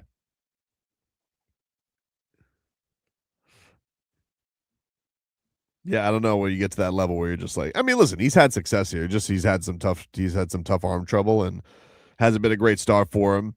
It was a very frustrating 8th inning yesterday for the Marlins. I mean, it was tied 4-4. They Good game. Good game. And then old Christopher Morel's like, what do I do with the ball, everybody? Huh? Oh, I'll just eat it. Let the run score. Cool. Thanks, dude. Appreciate you. Why is he out there? I don't know. Yesterday, he decided to give a couple of guys a day off. Still don't understand why there was a 4 p.m. start. They're trying things. That's literally the explanation we've just But gotten. We're trying things. Yeah, but what things? I like to know what things. By the way, the crowd, 7,000. I'm So- surprised that many people made it. It's not nothing, but still. It was still less than the crowd from the night before, which was 8,000. Yeah, because like who's got time in the middle of the day in May to go to a baseball game? It's just a very odd choice. Except college Tobin. Oh yeah. Oh, that's what it is. Hey, And I ain't gonna lie. I When I had wanted to, season tickets to the Indians, I used to love a good matinee. I could wanted just to go sit in go. the stands, watch baseball, and just chill. I gotta go. I wanted to go yesterday, but But then you I were forgot. sick. I was sick, and then my daughter's concert yesterday, so I was like, well, that's not happening. But I hate the Braves. I really wanted to, Let me tell you this. I would love them to get 3 out And of I'm 4 happy you against said this. There's nothing sadder than seeing a group of intangibles. Mind you, there's only 7,000 people Right. doing the tomahawk chop. They're still trying to keep it alive, huh? Keeping it, bro, seeing an 80-year-old man doing the tomahawk chop with I don't want to see that, bro. Well, I'm from Louisiana, it's so I don't like it's nothing out of culturally that. inappropriate. Right. It's culturally inappropriate. And second, y'all look lame doing it. Did the Braves start doing the chop because Dion played there, or did they always have the chop? I don't know. They always had it. They always did the chop, or Yeah. did they take it from Florida State when Dion played there? No. Hmm. No, they But it always just- had it. And it was sad because there's nobody there, but Yeah, you they could just hear it because wanna there's do it. nobody They there. just So it's wanna like, do it themselves. yeah, it was weird. It was weird. I will say one thing that has been a monster surprise this season. Xavier Edwards hit another home run yesterday. He's got 6 on the season. And I don't know what the hell that is because he came into this year. 3 was his career high. He had 4 for his career. but he's hitting the snot out of the baseball this year. It's crazy. So the Marlins do have a couple of guys. Like, you went into this year and you're like, oh, who's going to be the power source for the Marlins? Stowers and Augustine Ramirez. And they're like, nah, it's actually going to be Liam Hicks and Xavier Edwards are going to be our 2 top home run hitters for this team. Right. Very odd. But he's getting that Luis Castillo thing going where, like, he goes to the right side. He's a different animal. Right. It's crazy. Hey, Rothschild, you like tossing salad, so leave me alone. Wow. Jeez, dude. Ooh. No, read what he said. I didn't see what he said. He said, I'm holding Leroy's glizzy. I don't like that. Why? I don't know. Just I don't know. Just a random, stray. -1. So if you throwing strays, I'm throwing grenades. Shmeen says, sounds like Xavier's been visiting those back alley doctors. Let's not say things. Let's not just throw out accusations. We don't know. But he's been awesome. He's been incredible this year. Right. He's been on. He always gets hits, but he's been like on a tear. He's getting extra base hits, and now what does he got? Like a homer 3 out of 4 games. He's been killing it. I like the first. You know two. when he'll stop hitting home runs? What's that? When you start betting him. I haven't bet him. I always bet him for 2 hits, and he always comes through for me. Yeah. Like, whenever I look, the thing that I love is that he hits the ball. Yeah, He's not a whole bunch of whiffs. He always makes contact, and he's been pretty good at it, hitting the long ball. So yeah, 309 on base of 401, slugging just under 500. Otto Lopez killing it this year too. Those guys they're rock solid every single time. And then the only guys they won't yo-yo in and out of the lineup because we gotta have Christopher Morel out there. why? Is it safe to say that's probably the most annoying thing about watching the Marlins right now? The most annoying thing. Yes, it's the most Like annoying. a guy who's not going to cover off the ball mysteriously is benched because of a left-handed pitcher. It's just, I would be for it if it was one. Put a guy in there. All right, we're going to sit this guy. To do it with half the lineup is so stupid. You don't have enough good hitters to do that. Right.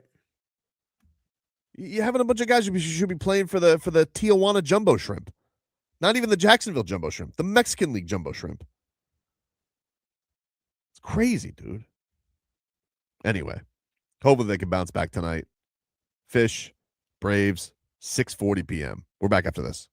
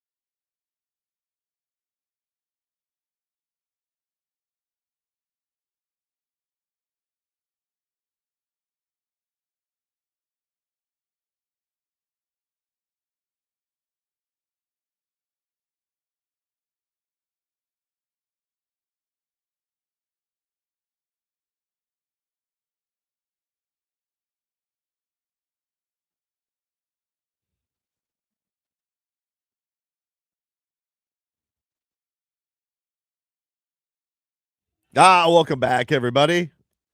Welcome back. Tobin and Leroy here with you on FM 104.3 WQAM. Take you guys up until 2 here on the program. Ugh, can the Buccaneers knock it off, dude, with the Rueben Bain stuff? What they do now? Hey, man, look, you got to let that go. I'm trying, but they just keep coming out. Somebody made a very interesting point that we would be willing to draft Rueben Bain even if the position we needed the most was offensive lineman. Right? Because it's Rueben Bain, and I get Well, it. I think there's also just they have so many needs. I think you just need good players, and I'm just hopeful that this guy is as good a player. But they just put this video out, and he's going to be wearing the Rueben. They're giving him the Bane face mask for his football helmet. I'm just like, are you kidding me? Like, how much more cool can this get for this guy? That was, I would say, that's one of my cooler days when I first got to the Browns. When you get to pick your equipment. Yeah. What do they do? No, you have the press conference. And the only reason why I had the press conference was because I was the first pick. And you go to then you go to the equipment room. Then they get your helmet, fit your head for a helmet, all that stuff. Ask you what kind of helmet you prefer. Then ask you what kind of shoes you wear, whether it's Nike or whatever. They had Reebok at the time. My first 4 years in the league, I wore the most comfortable shoes, and then they got banned, and that was Pony. They were like rubber bottoms. Nobody even makes anything close to that now. Hey, you rock some ponies? Yeah. Wow. Yeah. Was that like the boxing shoes too? Huh? Did Pony make boxing shoes back in the days? I don't know. They made a lot of stuff, but the thing that I liked was they had rubber bottoms, but they were circular. They wasn't square. Right? Dave South says Leroy went to him and said, "Give me the biggest pads." Nah, that's it. That is what happened. I was hoping that I saw Kadyn Proctor. He just put a normal mask on, but I was hoping that he would go. I was hoping he'd go with the Patrick Paul Power Rangers mask. That's not a normal mask. I love that. He looks like one of those fighters in Star Wars. I love it, like a stormtrooper. Yeah. Yeah. Could you imagine you have two of them next to each other? He should have made him do it. I don't know. So there's helmets for different things, right? So running backs need a bigger space so you can see. And that's, of course, until you get poked in the eye. Once you get poked in the eye, then that becomes a lot smaller. Offensive linemen, because there's a lot of chicken fighting, they get hit in the face a lot. So that space is a lot smaller. So if you look at offense and defensive linemen, it's a little bit smaller, right? So you can't get your hands in there. DBs, wide receivers, they barely wear, they barely have anything. So it's almost like just a standard helmet. I just think it would have been cool if they both had the Power Ranger Stormtrooper face mask for the offensive line. I think that would have looked cool. It's a good look. You're like, you do it too. Then we're just two giants with these giant scary masks. It's fun. Yeah. I like bits. I think the offensive line needs a bit. Well, I hope their bit is blocking. Well, that's the only bit I want. I would like that too. I would like that too, for sure. I would like that too. That would be nice. We can't be sitting here. They can't be sieves. We can't have any turnstiles. No nonsense. Lord knows they pumped up the pick enough. So I want to see that they better be like bulldozers out there, dude. Running people over. He is. I mean, look, it is. You look at that Kadyn Proctor, like, holy crap. And Patrick Paul, that's what we were all doing with Patrick Paul last year. Right. This guy's bigger than him. So. And they're on the same side of the ball. Oof. Yeah. Crazy, dude. Jay Gatto says, living in Tampa, seeing Tampa Bane everywhere is like living the movie The Sixth Sense, bro. It just can't escape it. That's how I feel. Like, I think I have another. Even I'm almost like, hey, please stop. Enough with the Goosey's material with that. Either that or the Dolphins need to give me some more Kadyn Proctor material. Yeah. Yeah, they need to step up their game. I would say that, no lie, and this is the honest truth. When you go through positions, right? Offensive line is usually the silliest, the most playful, but are the ones that are not social media darlings, right? Like, it's usually your DBs, your wide receivers, your quarterback, your running backs, your skill guys, sometimes your linebackers, but offensive linemen, if you go down the list as far as, social media darlings, O-line is last on the list. Well, they need to step their game up, the Dolphins. This is a call. It's not just the Dolphins, it's all offensive line. Who's the last go? I'll wait. What team has got O-linemen, out there? Well, before he retired, Kelsey. Yeah, he did like the crazy speech. Remember, he had the crazy outfit. Yeah. Right. They won the Super Bowl. Okay, yeah, that's that. And then you got the dates out that dude from the Bills. And that was at the end of his career. No, because he was crazy when they won the first Super Bowl too. He wore that crazy Mardi Gras outfit. Yeah, that's true. Dave Dawkins from the Deion Dawkins from the Bills. Mm-hmm. He's got personality to him. He was one of the stars and darlings of Hard Knocks. You do realize you've named two guys out of. Well, give me time. Okay. I haven't heard Penei Sewell say a word, but I know he mauls and bites kneecaps. Patrick Paul's got a good personality. I like Patrick Paul. Yeah, but I'm not talking about you. I'm not talking about the whole. This all started when you wanted Proctor to be out on social media. Like, I don't need them to say anything though. Can they just have him like, I don't know, put big? Him, just be big. I just think that comes naturally there. Right. But give me some material, something. And by the way, it's an old lineman. You wouldn't even know they had a second first-round pick. Does anybody see anything with Chris Johnson? Never. Wow, that's what? Now that I think about it, I haven't seen not one. Is he not there? No, he's there. But I barely see it. It's like he's barely acknowledged. You barely would know because the Bain Proctor thing was such a thing. Like nobody even remembers they had a second first-round pick. And by the way, the guy they talk about Jacob Rodriguez even more than him. Yeah. They don't even talk about him. They talk about they have. Then everybody goes to the receivers. I feel like Chris Johnson's got to be like the least talked about first-round pick the Dolphins have had in a long time. We just overlooked him. And I like him. Everybody was saying it's going to be a nice pick, but I was like, man, they don't really talk about him. They don't have any material on him. He's probably going to start this year. Right. Anyway, take a break. Get you caught up with your headlines. More to come. We're back after this.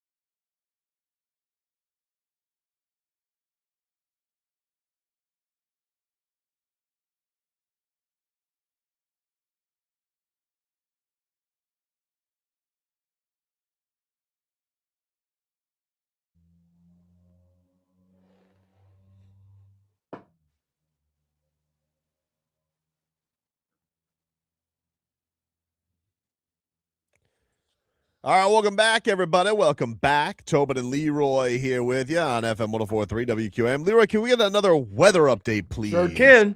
Brought to us by Tornado Roofing and Contracting. Storm season is coming. Make sure your home is ready. Get your free roof and window estimate today. Visit tornadoroofing.com. Folks, I would say it's been pretty breezy the last couple of days, so that means if you do have a storm, it's going to blow in and out. Winds are coming out of the – still look like coming out of the east. It looks mostly cloudy, so I don't know how they say 0% chance of rain. I can see with my eyes, damn it. I would expect a shower here or there. You're out by those Everglades, dude. And I would say it's about 85 degrees. Winds are probably 10 to 15 miles an hour, gusting to over 20. But yeah, I would always prepare for a passing shower because it does look like it.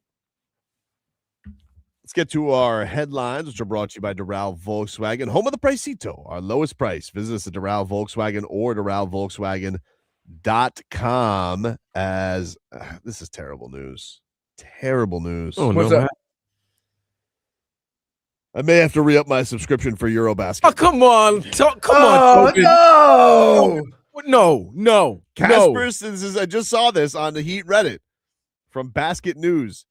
Kasparis Jakučionis has confirmed that he will play for Team Lithuania in the in the FIBA World Cup European qualifiers in July. I think I got to get it back. You just can't give it up, can you?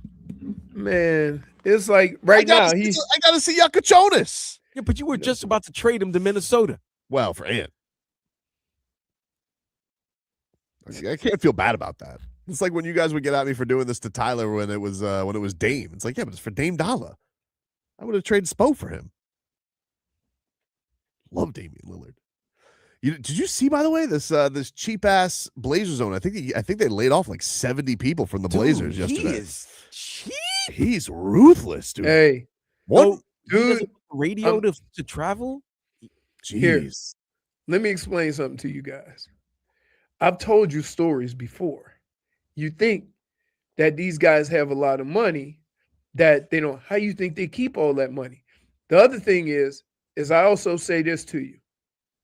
Appreciate an owner that's willing to spend money, even if he ain't doing it right.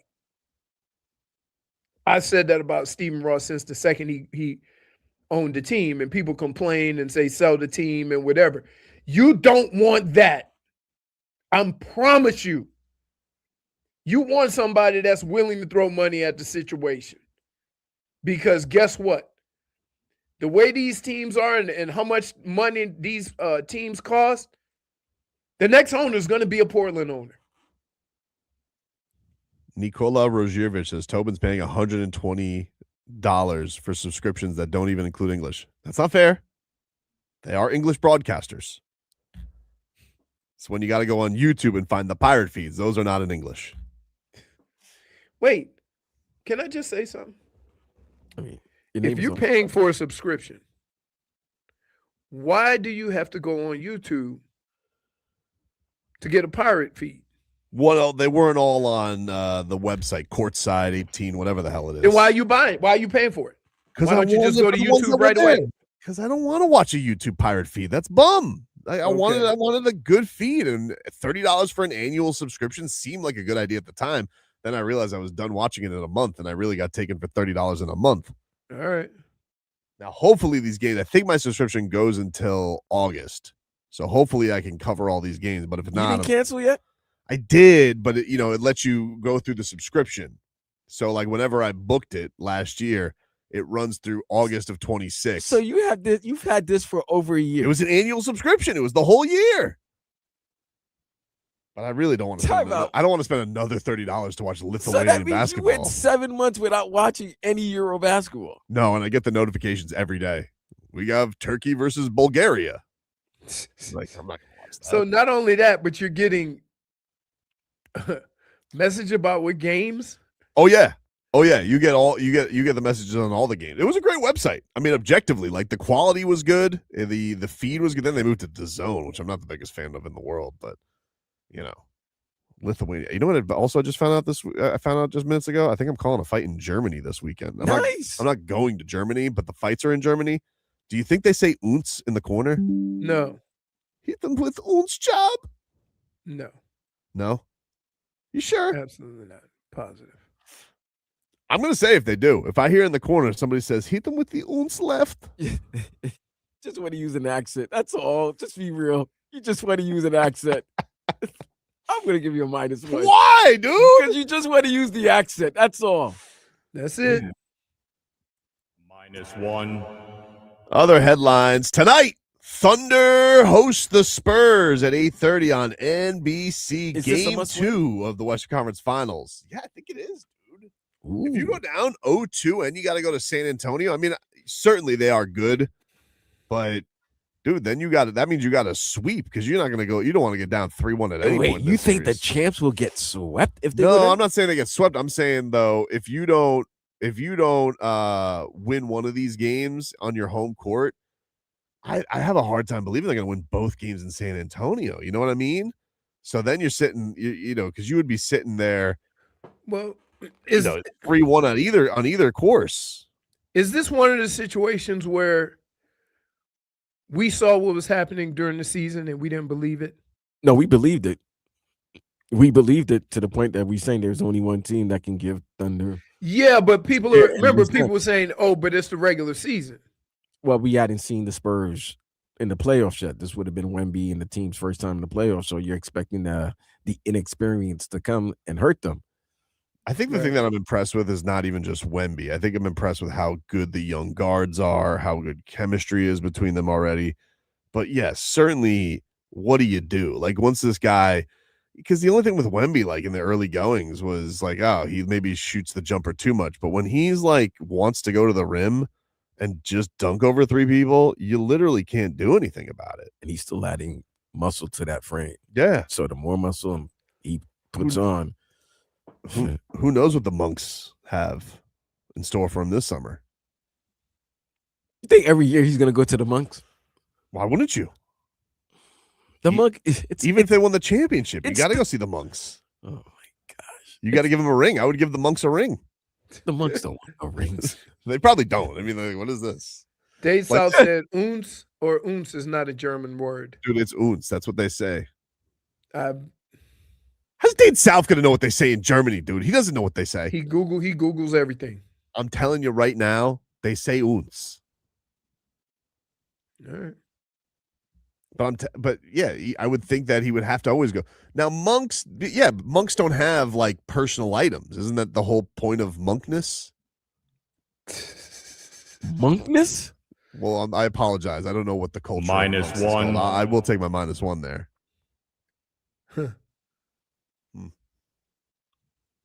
What is wrong with you?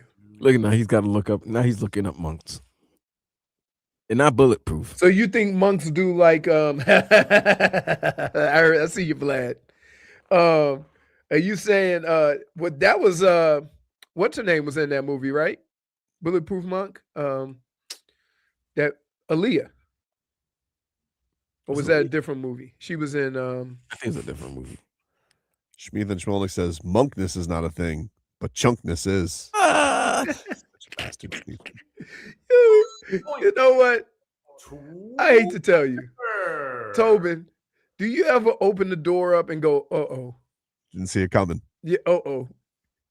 You get cute, you leave your chin out, and boom. Yep.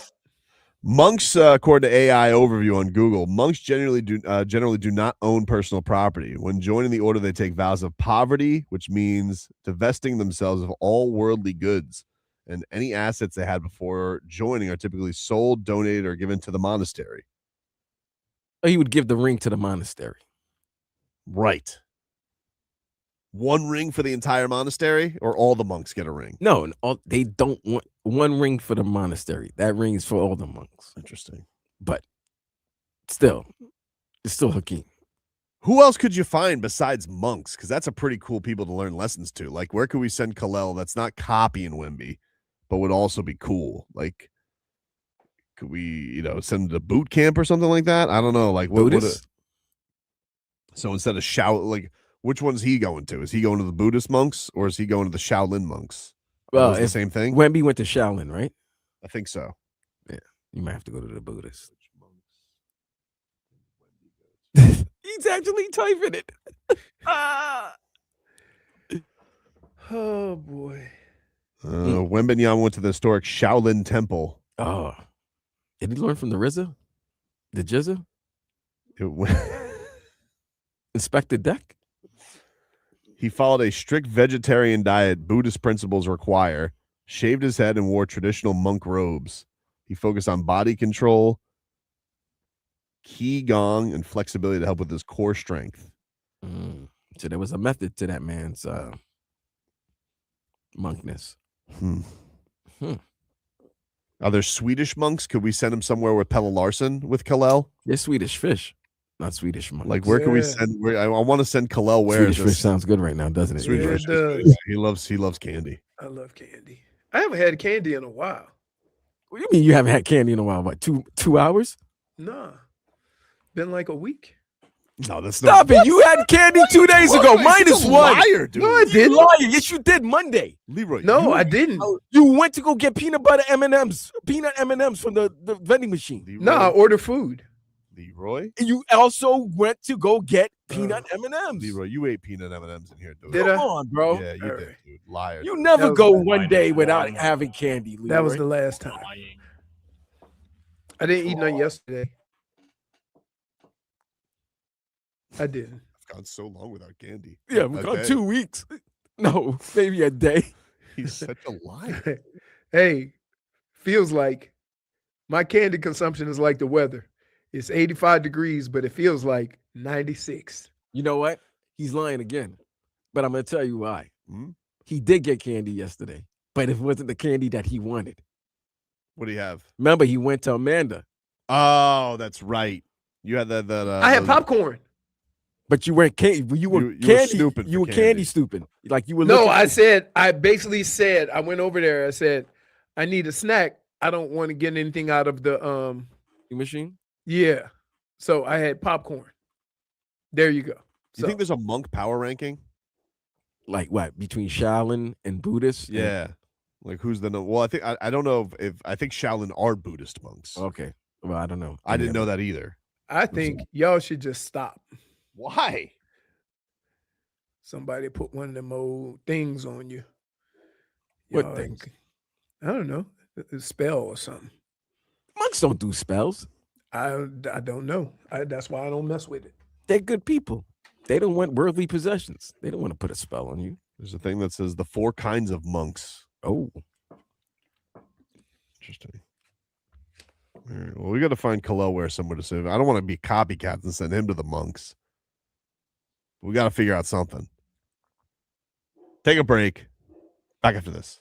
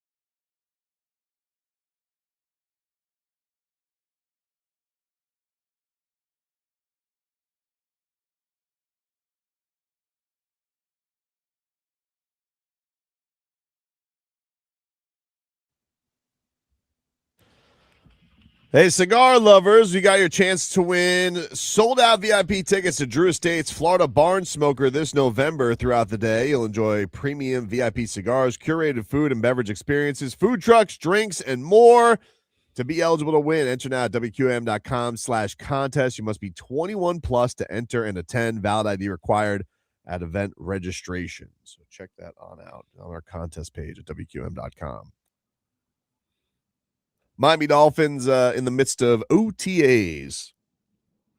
And yesterday, Malik Willis spoke to the media a little bit.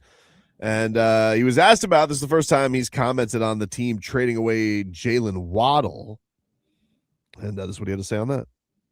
What was your reaction when Jaylen Waddle was traded and you knew you wouldn't have to? It was unfortunate, for sure, to say the least. That's a really good player, and I would have loved to play with him, but I don't. That's above my pay grade. That's out of my hands.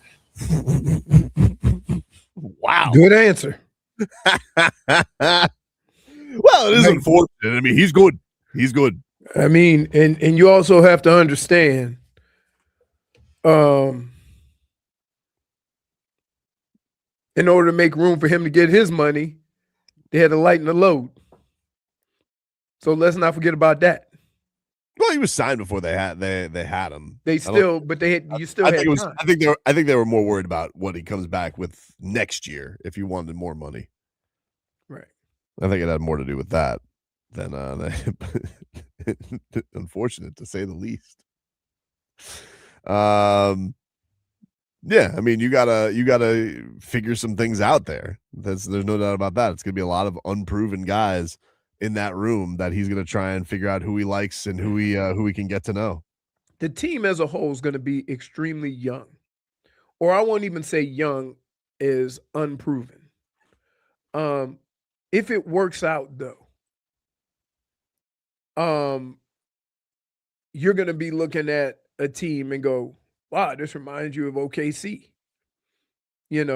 minus all the first round picks, because you can do that with football. You don't need first round picks in football. In basketball, it's a different story, right? You not only need high draft picks, but you also need them to work. So if the talent they're bringing in, along with the development of the young guys, works out even a little bit, there's going to be promise going into the future. The problem is you just don't know, right? Because 2 years ago, we were saying the same thing about the Jets. You know what I mean? We were saying they're young, they got a lot of talent, and nothing. So if it works and you see some promise, you're going to be like, wow, this is going to be great, especially when you got like $100 million clearing up on the cap next year. Yeah, right? I mean, that's the thing is this is going to be a year where I think the expectations are so low that, it really feels like if positive stuff happens, it can only be gravy for the Dolphins. I will say this, it is really right. It's really hard to lose 13 games. Yeah, it's a lot of games. Wait. You misunderstand what I'm saying. It happens. Mm-hmm.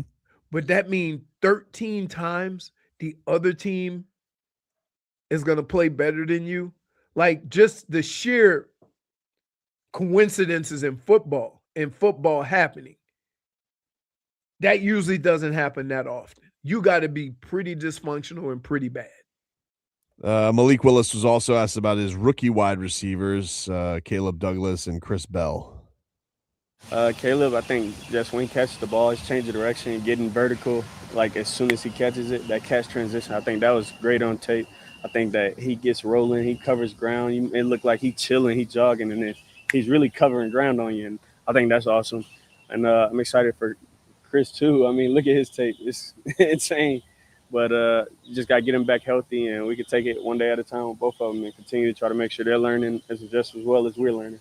Everybody's jonesing to get Chris Bell back. I mean, it's going to be a while, though, even if it is this year. We'll see. I would not rush him back. There is no need to Seems rush silly. him back. Yeah, there's you no know what need. I mean? That's the whole point of getting a value pick. You know what I think of, right? I think of what they did with Tua. Not, because keep in mind when they draft Tua, he was going to get redshirted. He mysteriously started playing. So I hope that whatever decision they make or whatever the plan they have, they stick to it. Yeah, but the difference was the Tua either way was going to be a high pick. I think the thing with Chris is Chris's value people think was going to be higher if he wasn't in the middle of rehab. Right. While Tua may not have been all the way fully back, it wasn't going to affect his draft stock too much. I mean, he still was a top 5 pick. Right. Chris Bell, who knows where he would have been, but everybody, seems to be jonesing about what he could bring to the table. You ever wonder, here's the way I look at the draft sometimes. If you had not taken that guy, would the next team have taken him? And when I think of the Tua thing, if you had taken Justin Herbert, would the Chargers have taken Tua? And I know it's hard to do that now. Yeah, they would have. Okay. Yeah, I think they would have. Yeah, let's not do Tua was still a highly touted prospect. No, I'm not. I'm just saying that's how I think about draft picks. Well, that's the argument. Draft picks. That's the thing they're talking about with Kadyn. Like there was a lot of people saying that teams were trying to trade up to go get him. That's what the team that drafted him says. Yeah, but there has been other stuff that's come out. Like there was a video the Ravens put out recently of the Lions trying to move into their spot to go get Kadyn Proctor, and they ended up taking a lineman from Clemson. Right. I got you. So that is one of those things where because people were like, was that a reach? Was it not? It seems like people were interested in him. That they did have intel that somebody else was going to go get him. Right. So, yeah, pretty interesting. But that is one of those things with this thing with Malik Willis. He's got to figure out, who his guy. Like how do you think he builds that? Is there a guy like in these times in the summer he can build chemistry with, or is that something that's just going to take games? I think it for him it may take live action, right? But hopefully he has, veterans around him. And this is one of the reasons why I had hope that Patrick Paul would have played guard last year, right? Not just to learn the guard position, but to learn when you move to tackle how to help and work with a guard, right? So you're kind of continuing that progression with working with other linemen. I think it'll take him a little bit of time being inside. The rules are a little bit different. Being outside, you don't have to worry about working with one guy. Being inside, you got to work with a center and a tackle.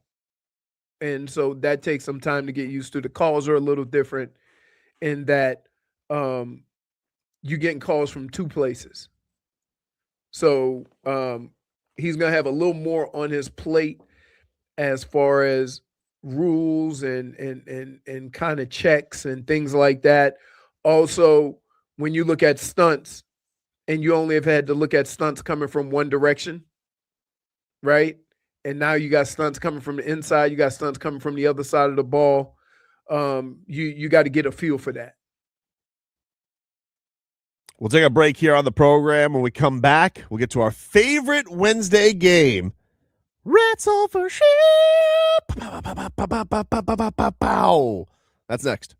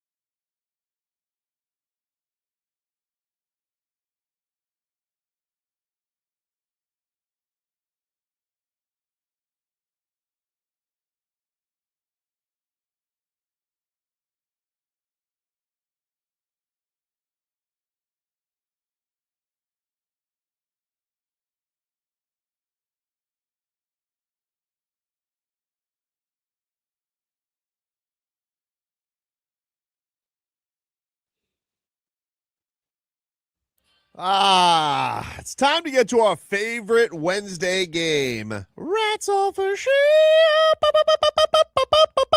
Hello, Jennifer. Hello. Hello. How are you? Doing pretty good. How are you? Feeling better? I am feeling better today. Thank you for asking. That's It's all good. that tea. The whole pack that he. Tea sucks, dude. I still stand My by that. favorite is that But it worked. he just figured tea would help. So he drinking all the different kinds of tea Yeah. because he got a variety pack. Yeah. Right. That Arizona tea doesn't work. No. Tell me. What do you got for Rats Off a Ship today, Jennifer? Well, mainly we probably want to know what Vlad thinks about this one. How do you feel about the Knicks fans chanting "We want Wemby" after Game 1? Rats Off a Ship. Like, this is classic Knicks fan. Task at hand. You gotta, you just won an incredible game. You're all drunk, willy-nilly. But calm down with "We want Wemby." You want to get to the finals. Now you're dictating what opponent you want. Rats off a ship. Rats off a ship. Leroy. I'm rats off a ship. In the words of Brendan Tobin, too soon. Rats Too off a soon. ship. Too soon. Jennifer. No, yeah, I agree. It's too soon. I'm rats off a ship. Rats off a ship. Vlad. I'm not rats off a ship. I don't want to be rats off a ship for. We won 8 in a row. Let us be delusional. We want Wemby. Well, I mean, what? It's either gonna be Wemby or SGA. Just say we want to advance. I don't think we care about the Cavs, bro. They had their best shot yesterday. And I don't disagree. James with that. Harden. He is terrible. But I've been telling everybody. He's never No. gonna win And an by the NBA way, championship. Schmeath, the cheeks were not tight yesterday. Knicks fans were not. They didn't care. It was Russ versus Rhythm, and once Rhythm entered the dance, party done. Party done when Rhythm entered. That was it. I'll tell you what's ugly when it has no rhythm. What? Fat bomb. Yeah, you see? Once his rhythm, you saw how fat and slow he was. Once the rhythm went away from him, disgusting. What's number 2, Jennifer? We have Bryson DeChambeau thinking the landing on the moon footage is not real. He says, I don't think the footage is real, but I think we did go to the moon. I don't know about the footage. It's quite wild. I'm rats off a ship. Bryson DeChambeau, like, fix your golf game, dude. I don't even know which league you're in. This is exactly what happens when you want to become a YouTuber. You go down wormholes on YouTube, and then you think that the moon landing was staged. I just fix your putting. We gotta get the main thing to be the main thing right now. I'm rats off a ship. I'm rats off a ship. Rats off a ship. Stop, okay? Stop. Like, all the stuff going on in the world, he chooses to have a hot take on whether we landed on the moon.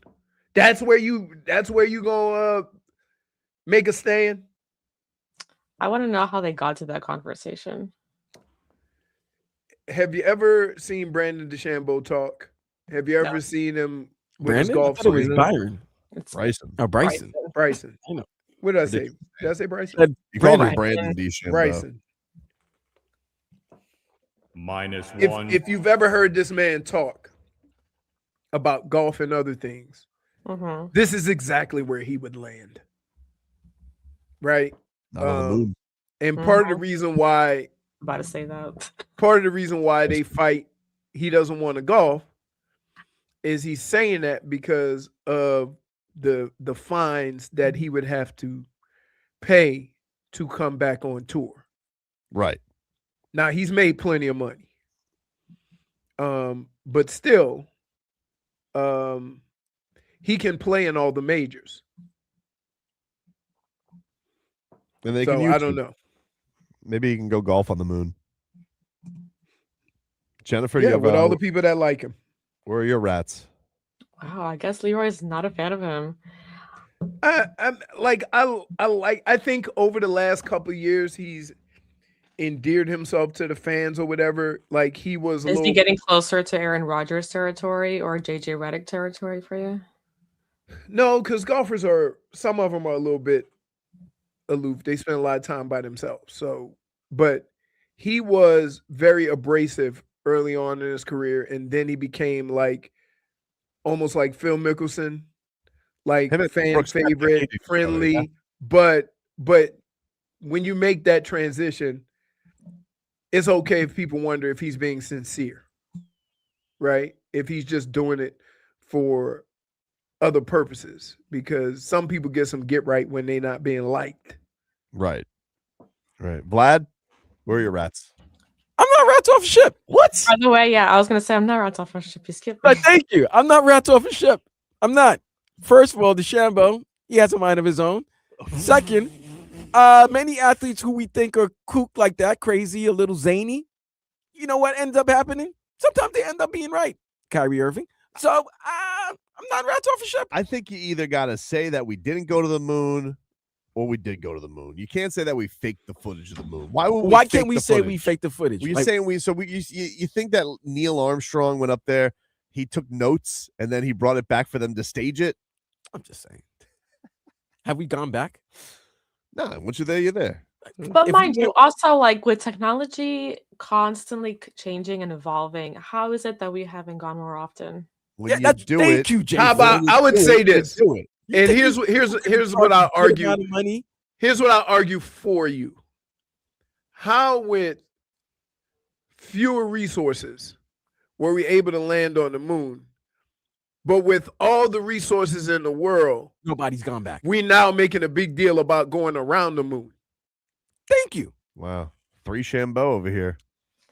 No, Three. I'm not. No, he's with you. I'm still rats off a ship. But he just made a great argument. There's no race. We're not racing anybody. What do you mean? We were always racing somebody. Nah, we used to race people to get to the moon. Now we have raced the nobody to Russians. race. We're still racing the Russians. They're always faking it. This Putin. So if they're faking it, why can't he say we're faking it? Listen, if you want the real race, we can race. Winner gets to be in Olympics. What's number 3, Jennifer? Christopher. Wow. Christopher. Why do I keep saying Christopher? Christopher Morel.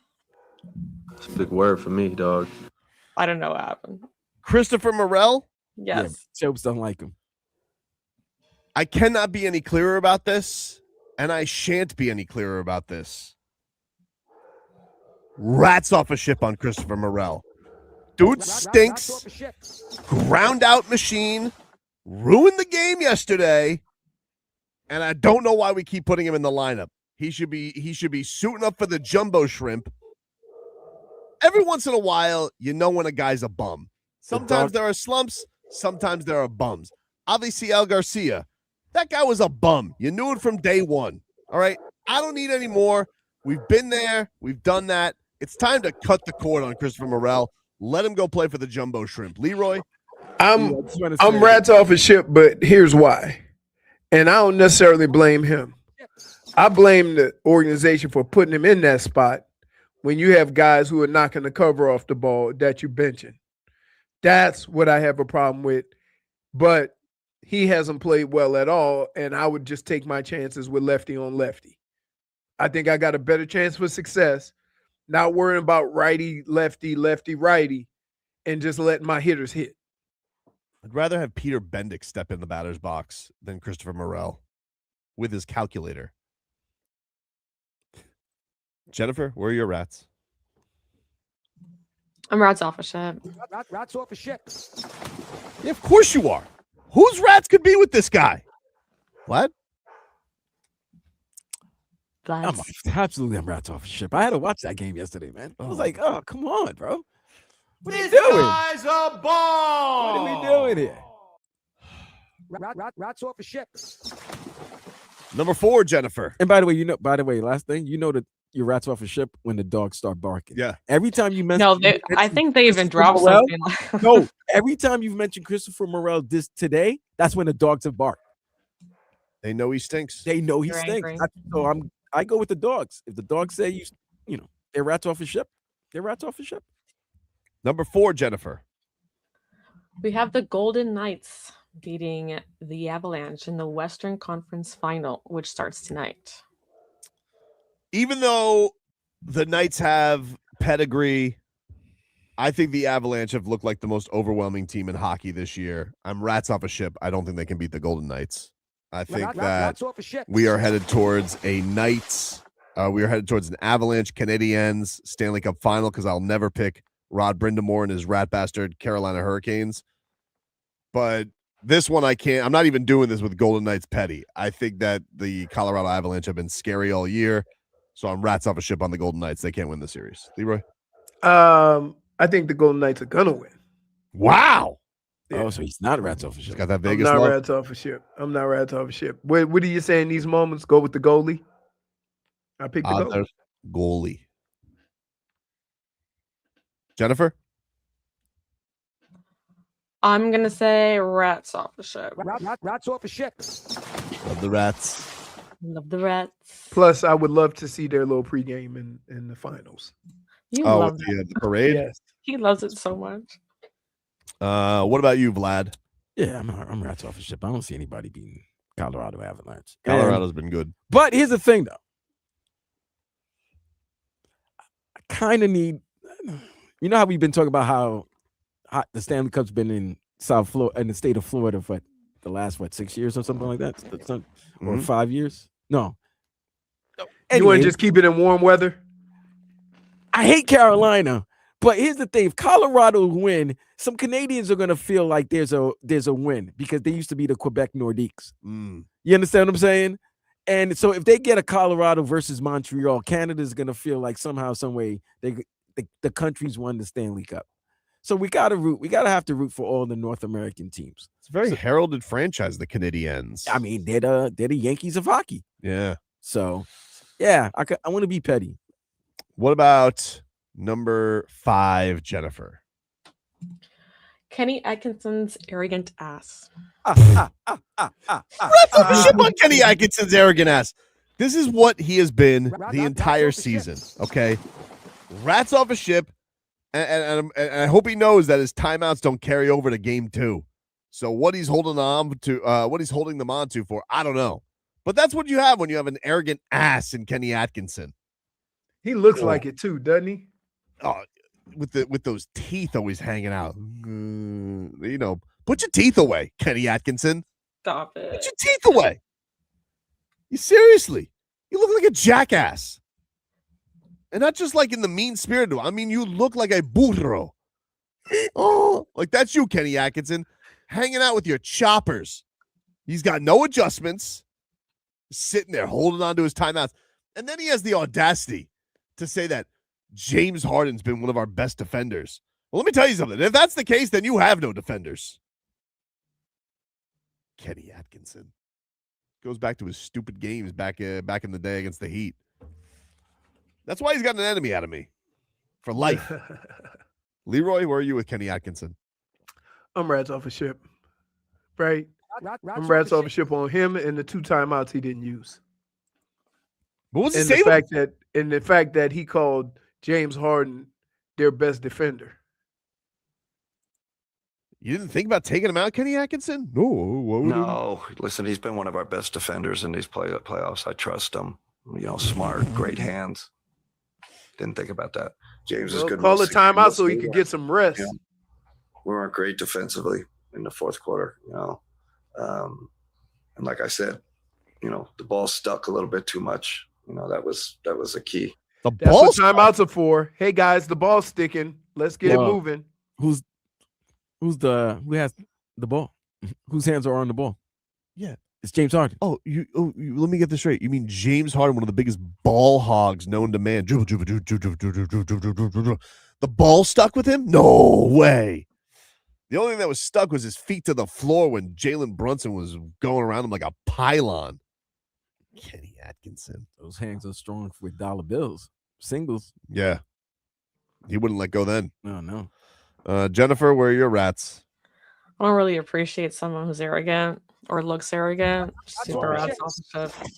I wasn't thinking that. And you guys know he's basically Gary Payton. What? What are you talking about, Kenny Atkinson? Vlad? No, I'm not rats off a ship. You continue let James Harden guard me. You do that. I feel like you have different reasoning here. You do that. No, I agree with you. That's why you're the coach. You do that. You continue that game plan. Let James Harden guard Jalen Brunson one-on-one. He gonna average the highest ever in a in a conference final. They're gonna go back in the series and look at the one-on-one matchup every time James Harden guarded Jalen Brunson. And it's gonna be the most ridiculous numbers you ever see in your life. It'll be like 14 out of 16, shooting like 88%. You could say so many things there. You could say, hey, James Harden, he's the engine of our offense. He's a veteran. He's been there. But to then just lie to everybody and be like, no. Actually, guys, he's one of our best defenders. And I just don't know how in good faith anybody who has coached basketball or watch basketball or been around basketball and watch what we just watched and be like, hey, that's one of our best. Huh? I don't understand why Spider wasn't touching the ball. Me either. Oh, you got Shamet. Is that what you say when you get Larry Shamet? Landry Shamet? Yeah, you got Shamet. You got Shamet. He got damn it by Shamet. That's it.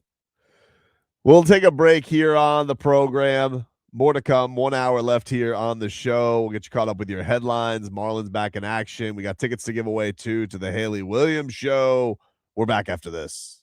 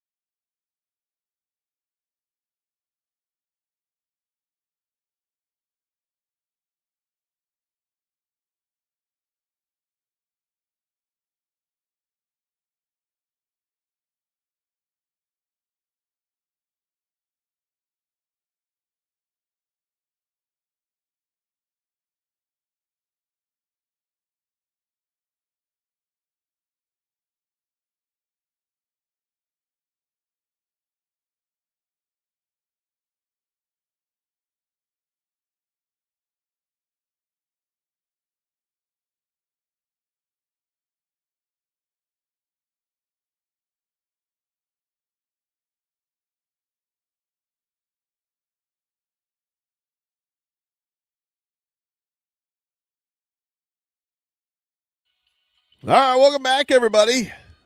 Tobin and Leroy here with you on FM 104.3 WQAM.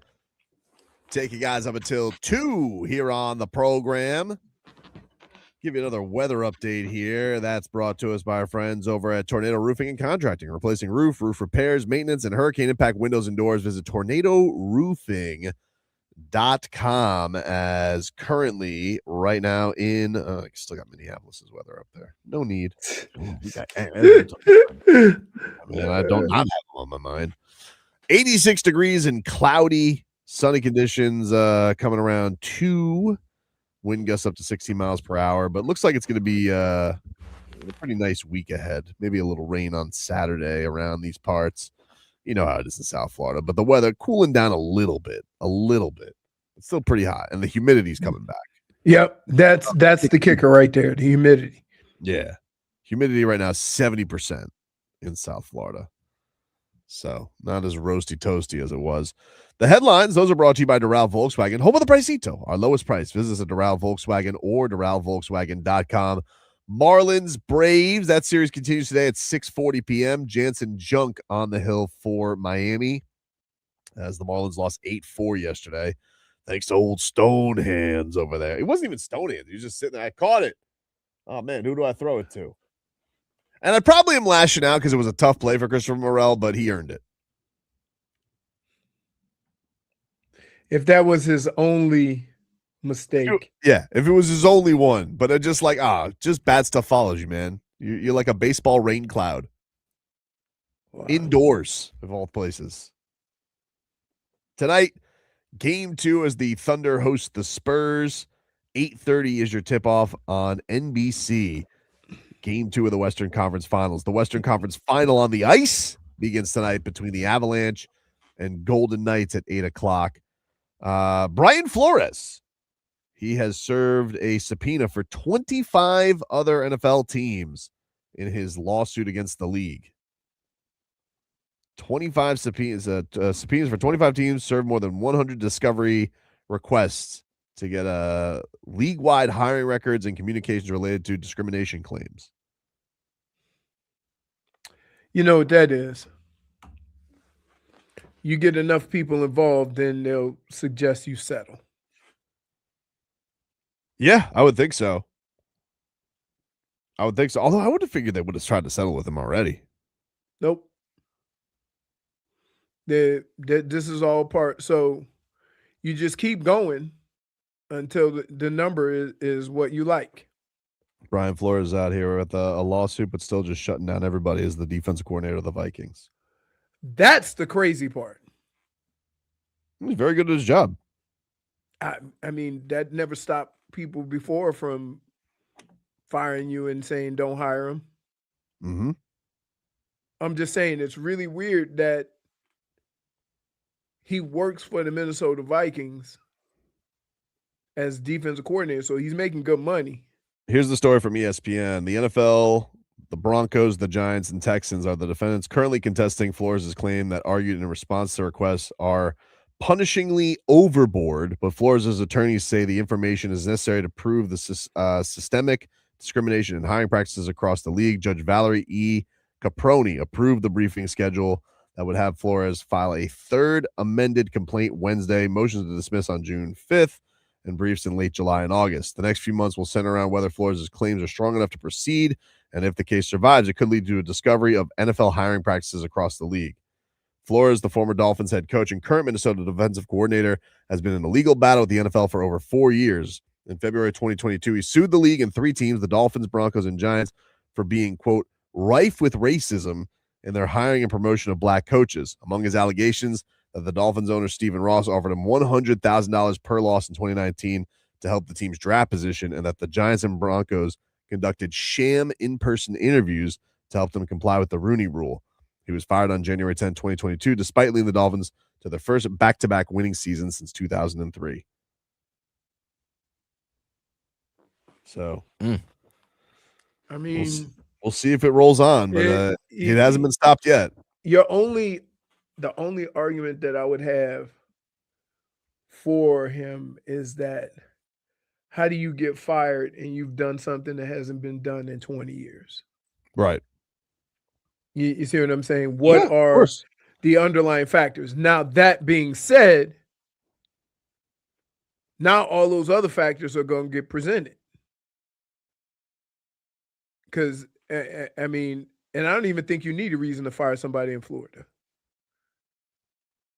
So, I don't know. It's a crazy thing. It's even crazier that he's still working. That would be the equivalent if what's the name that got fired from the Raiders? Gruden? Gruden. Yeah. If he all of a sudden got another job. Well, he's been trying, you know. But again, you see what I'm saying? There was a rumor he was coming here. There was. No, there was. Well, I guess this would be the only thing from the Dolphins perspective, because the Dolphins already got hit with a tampering. They lost a first-round pick over tampering with this whole thing. I think that was more Tom Brady than the coaching thing, but there was rumors that they had, pursued Sean Payton to be their coach, and they ended up getting busted, and then they went the Mike McDaniel route. But it was thought that the Dolphins were going to go after Sean Payton and bring Tom Brady in, and that was going to be their little dream team post Flores, and it blew up in their face. I would wonder if this does go to discovery and it actually is proven. I don't know how they're going to prove it, but if it is proven somehow that Brian Flores was offered money for losses, is there any chance the Dolphins can get taken away from Stephen Ross? Like, that's the only thing I would see is like if you could actually prove that the owner, and he may, maybe by the time he may pass it on to his daughter anyway, but is there any way that if we actually found out that Stephen Ross did offer bonuses for losses, is that grounds for the team getting forcibly sold from him? No. I wonder. No, I don't know. It's not. It's more of a procedural thing and not like a racist thing. You understand what I'm saying? Well, I'm not even talking about the race. No, but I'm saying like procedural stuff you can get fined for. The stuff that people have lost their teams over were not about procedural things. It was about racism and stuff like that and how you treat your players and your organization. Right. Right. So as long as that's not a factor in it, they could get fined some more, but I don't think he could lose the team just based on procedural and how you do stuff. Well, this is what, the thing for Flores would be like, hey, because I remember when the day they fired him, we were on the air when that happened. I remember they threw the record in the statement that he had a losing record. Yeah. And that was after he had back-to-back winning seasons. I was like, damn, that's pretty dirty to put that That's in. dirty, right.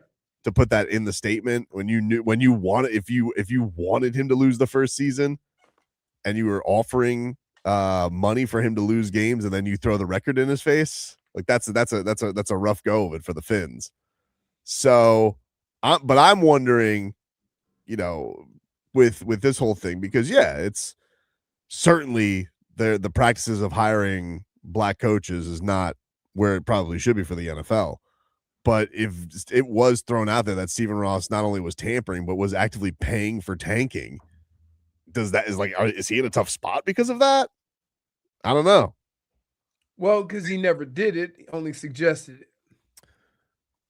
Yeah, I guess that's true, right? Unless he accepts it, you're only in the hot water. But even if he offered it, is that one of those? I don't know. It's an interesting one. I wonder if does he if he has to testify, he'd be like, so did you offer? I mean, it would be pretty hard to prove, right? I would think so. I mean, unless Brian Flores has receipts on it, I don't know. I would imagine that's and if he had receipts, then he knew what was coming. Right? If he had receipts on it, why would he know? You mean if he had receipts on them asking them to do that, then he must have knew what was coming. What in what regards? Getting fired because you wouldn't lose games. Well, remember that would have been that would have been the first year of his career, and then he would have had 2 winning seasons. So I don't think you're gonna get fired over that. And I know there's other stuff, like for everybody's like, I know Brian Flores, mean to Tua, didn't have a good relationship with the GM, didn't have a good relationship with his coaching staff by the end. We get that. I mean, I know that was all part of it too. I'm not saying he was perfect at his job, but by record the last 2 years, I didn't think that he deserved to get fired. Here's the deal. I think in life we need to get over our feelings. If somebody's doing their job, right, and doing it to the level of success, regardless of what his personality is, then you deal with it. We know a whole bunch of jackasses that have good jobs because they do their job well. It's simple as that. Now, if there were other things that started rubbing you the wrong way, and then that's kind of just adding to the fire. And what happens is if you're going to be that person, and Brian Flores, from what we hear, was that person, then you need to be winning more, right? Like Bill Belichick could be a jackass to the media and to everybody involved because he was winning Super Bowls. True. When he wasn't, then it wasn't as funny. Yeah, wore off. Just like when I was in Cleveland, he was the same way. We weren't winning like he did in New England. So it rubbed people the wrong way. That's how life works. Well, we'll take a break. More to come. We got those tickets to give away before the end of this hour. We're back after this.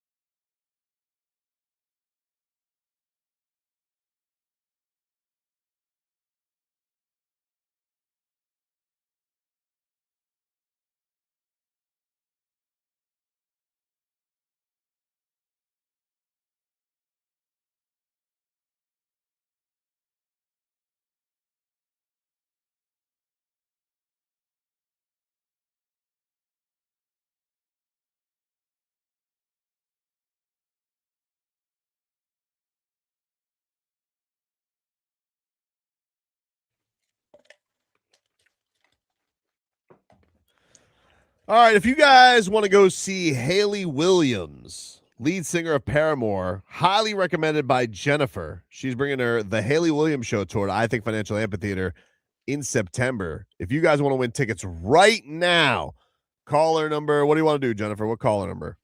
Caller number 8. Caller 8 to 305-567.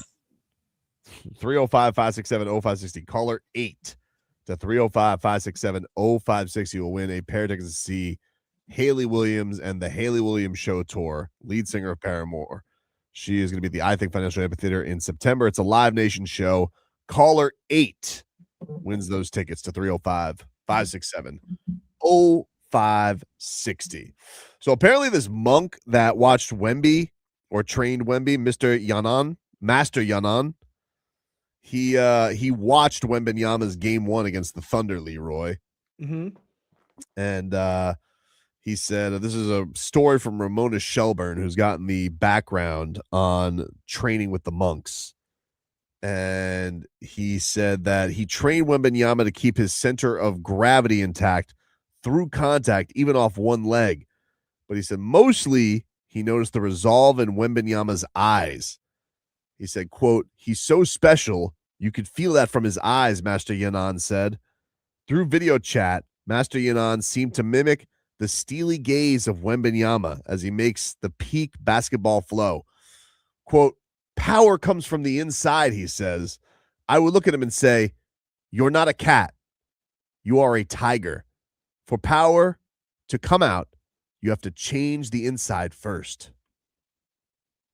Wow. Do you have the goosies? No. Why not, dude? You want me to tell you why? Can I tell you why? Careful. He's also the same guy that elbowed the crap out of somebody. So where was his center there? Well, I mean, listen, No. perfect. That's not necessarily what he's referring to, though. But that's rule number 1 of a monk, right? Well, also, Keep your composure, maybe. Yeah. Well, he's not a fully trained monk. He's only trained with the monks one summer. So again, use your power for good, not for bad. Once Wembanyama did what Master Yanan said, he could challenge and him to do elbowed something. the crap out of him. No, just listen to the story. All right, you're party pooping on the monks. I'm not party pooping. You are. You're yum yucking the monks. Here, I'm gonna tell you what I'm against. Hey, it's strategy. I'm against after the fact situations, right? Like, you can't tell me how much time he spent with monks after I saw you elbow the crap out of somebody. Well, he was accurate. I mean, the monks know kung fu. Boxed in. No, they don't. They absolutely do, dude. They do martial arts. You've been boxed in. I love when you do the show from home. Huh? You heard me.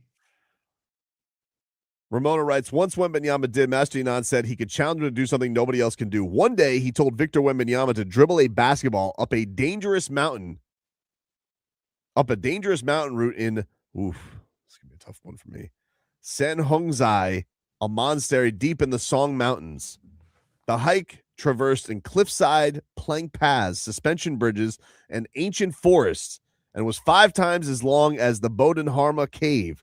The trail forces you to climb roughly 2,500 feet in elevation across uneven ridges and stones. Master Yanan said it would take the average person 7 to 8 hours to reach the end. Wembanyama did it while dribbling a basketball in 4.5. Wow. We're gonna look for anything now with this guy because we're. It's a good story, Vlad. It's a good story. It's a good story. You're dribbling up a mountain with a basketball. Okay, look, the kid has it.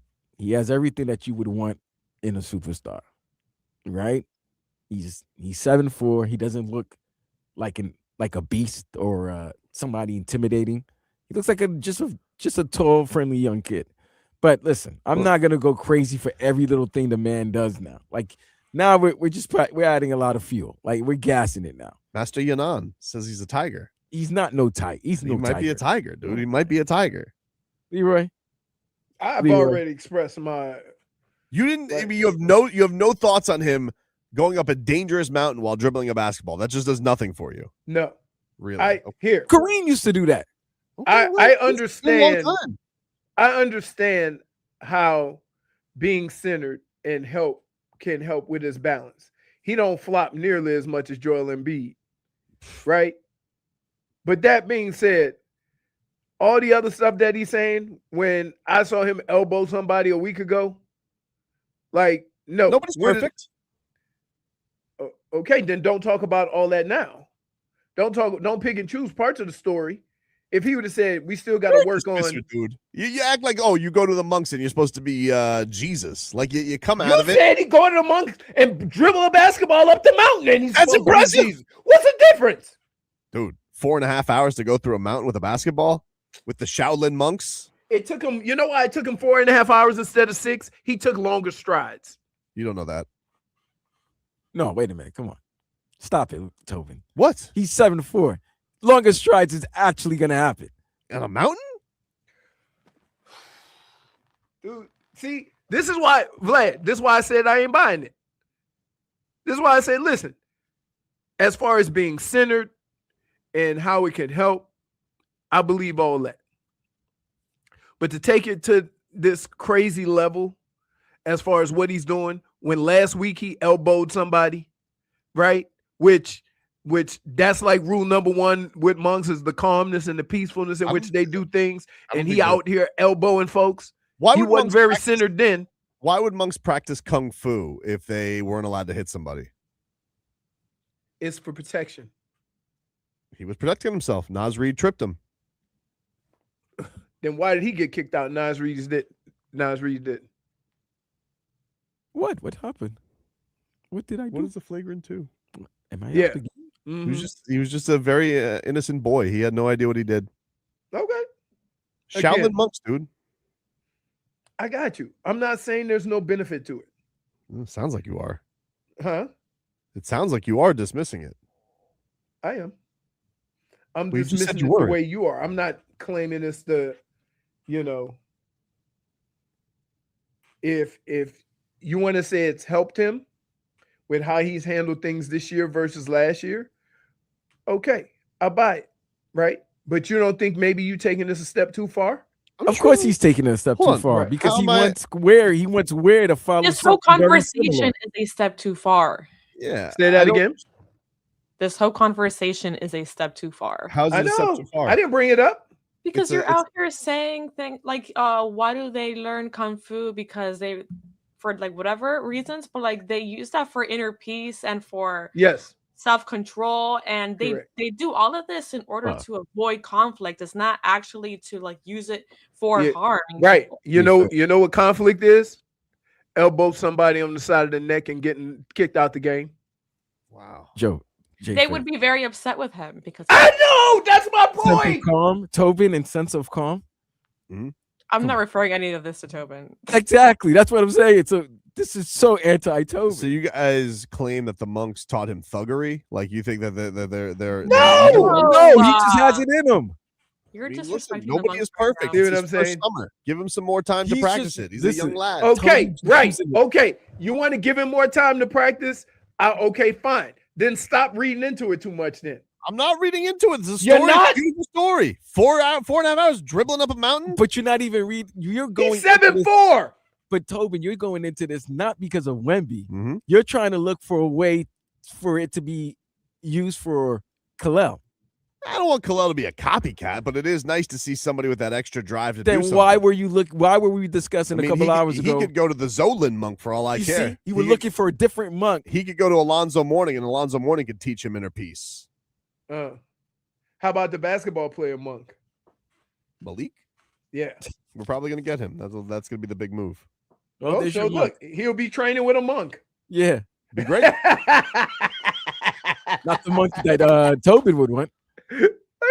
Could you imagine Malik Monk and Kalel just sitting in the middle of a basketball floor in the summer? Actually could. Find your inner self, Kalel. Just like Deal with- Saquon. Deal with sitting on the bench, even though Spo will play a 6'5" guy.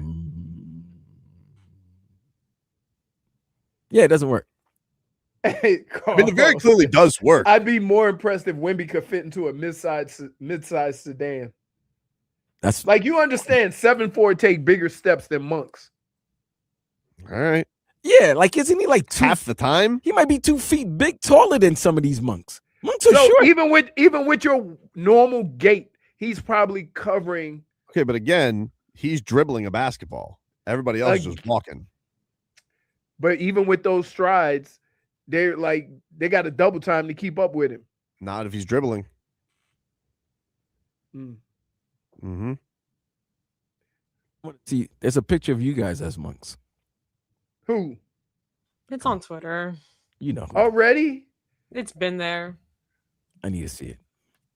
Don't make no. I can't be a monk with him. Why not? Because he's foolishness monk. Don't tell me I'm a foolishness monk. I have way more. Even in Hold this Photoshop, you guys are separated. Don't you ever say you have more inner peace than me. Oh, really? I got way more inner peace than me than you do. Tobin, you really? Yeah. Tobin, you have no inner peace. You have no inner peace. I'm gonna send it. I have way more inner peace. By than the you way, do. we mentioned when we started when you were talking about how you can't get Ant-Man out your mind, Mm-hmm. I sometimes think you go to bed at night and your wife hears, "Oh, Ant-Man to the heat." It's like you're doing the whale thing again. Yeah, you start wearing His last words before you go to sleep is "make a stink." Ant-Man, make us think. And she thinks it's about something else. Oh, absolutely. But then she's used to it. Oh, he's Imagine so, if he he's does thinking make a about the stink heat. this summer, though. What if he just tells A-Rod, he's like, "Listen, this is enough out of here. I'm out of here. See ya." Somebody said Tobin likes inner piece of cake. That's true. Piece of pie, piece of cake, piece of pizza. Tobin's inner voice got 5-piece chicken in him.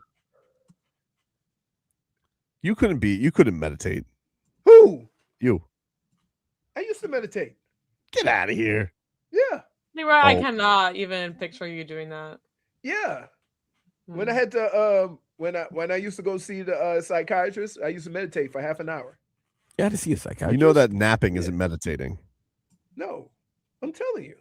No way. Like, Listen, hey, Leroy meditates when on I the golf got when course. I got out of football, I needed help getting into a right place. I tell you guys all the time. Yeah. Hardest thing I ever did. Like you dealing meditated? with the real world, right? After being in a locker room for so long. Why didn't you just dribble up a basketball up a mountain? This guy. Serious stuff. And he dribbled a basketball up a mountain. You know why? Because there was no mountains in Florida. Okay, I'm gonna show you guys a picture now before you kick him in the throat. Kick who in the throat? Leroy. Oh my god. Why? No, Leroy to Tobin, sorry. Leroy, if you're a monk, now you could take on Chuck Norris. No, I'm not a monk. No, you can't. Nah. Listen. I couldn't be a monk because they require you to be quiet. He's thinking about snacks. That's why he's smiling. Like He's thinking about sausage right there. Hey, oh, wait, he's thinking about they look like Sour He's thinking Patch about what? Kids. What did JFig said? Yeah, like whenever he says sausage, he's like, sausage. And Yeah, I that's what love that looks sausage. like.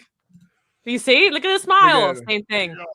Sour Patch Kids. Oh, he's definitely thinking about Sour Patch Kids, peanut M&Ms. Tobin's And thinking look at about this. Ant-Man. First of all, Tobin's that's thinking about crazy. Ant-Man.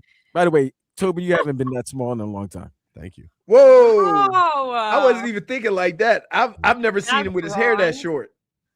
I've just Not never since seen him with so much peace. not since college. Not since college. One time I shaved my head in college. Did you? Uh-huh. How does bald Tobin look?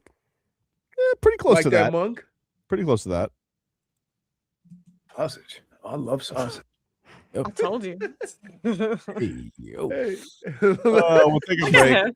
Why is it Tobin smiling? And He those got are more not- chili sauce than him than me. And those are not incense. That's like something grilling Wait a somewhere minute. on the side of Is him. your toe also meditating? Oh, His toe Lord. definitely does properly look crooked. Really? Wow. Look. Now there ain't no way. What you think he's thinking about? Well, at least Tobin's got smoke coming somewhere, like for the room. High as a kite. You might be.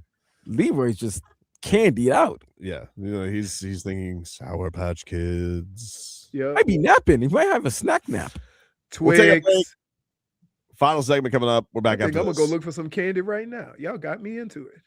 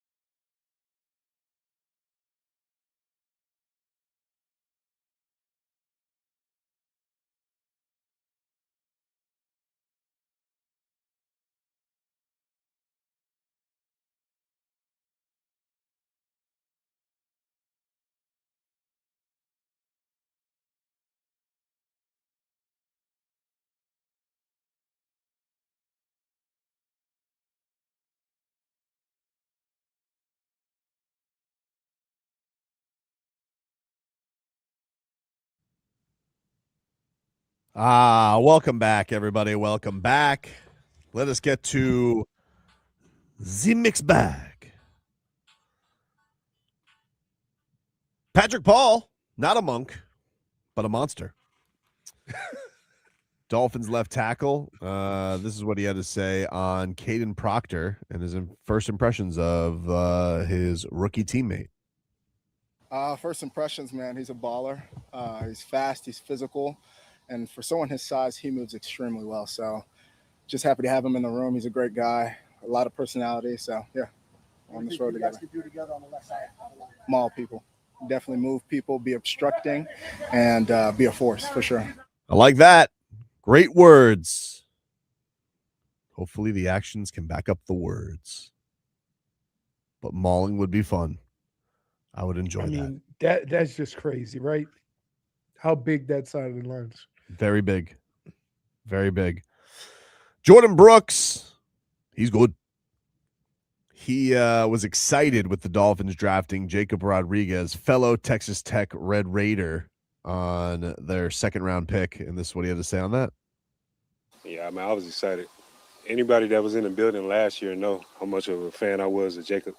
Just watching him from afar and seeing how he kind of just willed Texas Tech to a playoff appearance, man. And shoot, when he got drafted, I had to come up and show support. You know what I mean? And just for another Texas Tech guy to be in the building, it's kind of cool for the school and for myself. And so when he got drafted, man, I felt like I was getting drafted. So it was a good experience. Oh, beautiful. A lot of love going on with this rookie class. Ain't nobody failed nobody yet. Yeah, exactly. Nobody's walked off the field. Cheetah, where you going? The first real test would be when you scrimmage against somebody, right? Because you're going to work against each other and you're mostly going to be offense versus defense. Mm-hmm. But you're going to really be able to earn your keep the first time you practice against somebody. So that means that the guy you're working next to, you can earn his trust. The offense can look over at the defense. The defense can look over at the offense. And you know, and then you're going to say, okay, we can do something here. The Cavaliers pooped the bed yesterday. Donovan Mitchell says, though, it's not James Harden's fault. This isn't on him. Like, it's on all of us, right? This isn't just because of a certain stretch. Like, no, like, we still have opportunities on the other end as well to take advantage and score, and we didn't. So it's not just on one person. And when he's been around the league long enough, he understands it's 17 years, right? But in the same token, hey, we made it happen, and we'll respond for game two. We lost. We blew it. All right, let's respond for game two. Simple as that. I don't know, dude. Damn it. There's not a whole bunch of responses you can ask after that. He pretty much put it all out there. I would say this. I would ask him one question.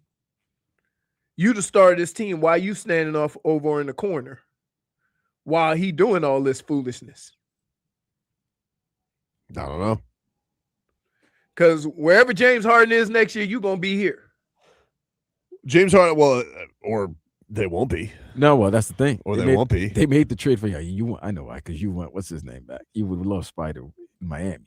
But I think they're doing everything they can to placate James Harden because they made the trade for him, and they're going to have to re-sign him. Something tells me if you just give James Harden his money, he'll be fine. I don't think you have to placate James Harden. I think all you just got to do is give him his fat extension. Yeah. And with Donovan Mitchell, I would be more concerned with him only having a year left on his deal. I would be worried about him more so than James Harden because James Harden's almost 40. I would say the same thing, but it seems like Atkinson's going the way of Mike D'Antoni when he was the Houston Rockets head coach and just, try to run everything through James and have James happy because a happy James is better for your team. The problem with all of this is great. I don't want the ball in the hands of the guy who turned the ball over the most. So when you start throwing it to the other team, Harden, you go stand in the Spider spot, and Spider, you handle the ball. Because that is if you're not going to score, you're not going to play defense, and you're going to turn the ball over, I'm going to do whatever I can to eliminate one of those if I'm going to continue to play you. And Kenny Atkinson didn't do nothing. Nope. He just watched the train wreck. He could see it coming from downtown. Hey, look like those two trains are gonna crash. Should I, do something to change that? No, let's see what happens. Finally, on Sportsnet 590, I don't have the sound of this, but this is a quote. This is from Doug McLean, former Panthers coach. He was the second Panthers coach in history.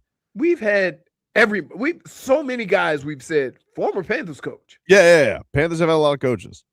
This is from the Hockey News. He was on Kuiper and Bourne show, the real Kuiper and Bourne show in Canada, Sportsnet 590.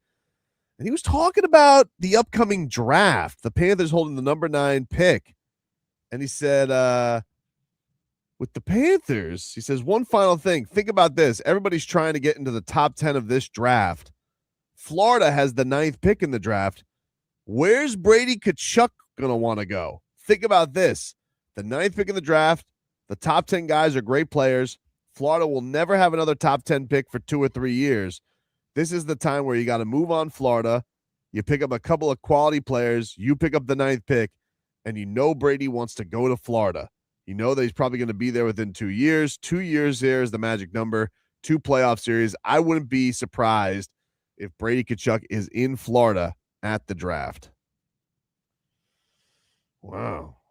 How about that? How do you feel about that? How do I feel about another Tkachuk? I know you want that. 2 Tkachuks. Wow. Who could handle it? I know one person. Elbow room. Woo! Man. ER would be happy. That place is going to be flowing with beer. Another Tkachuk here? 2 Tkachuks for the price of 1? Well, they're both very expensive. Just what's it going to take? Who else? Because, we talked to David Dwork a little bit about this. He's got the no movement clause. He's going to have say in where he wants to go if he does want to leave. And it's very odd with all the American players. They're all sick of Canada's ass. So, I don't know. But who would you give up? Texter asked Carter Verhaeghe, Mackie Samoskevich in a first. It feels like it's not enough, right? As much as I love Carter Verhaeghe. It feels so hard to even think about letting go of one of these guys. We're so attached to them. Carter Verhaeghe. If we get Tkachuk and we keep Bob, wow. We don't know any of this yet, right? Don't know what? Anything on Bob? About Bob, yeah. No. There was a rumor yesterday that they may do like a longer term deal to sweeten up the money. Okay. But they got to believe that he could, obviously play within the the length of the contract. They don't want another Luongo situation where they gave him a big contract. He played like 12 seconds. He just couldn't do it anymore. Yeah. Right. Different owners, though. Different owners. Yeah. Different time. And at that point in time, you hadn't won no championships. Nope. Different time. Right. Roziervich says, we need Kasper Jakachonis to turn into Steve Nash. Listen, I'm going to watch Lithuanian basketball this summer. All right.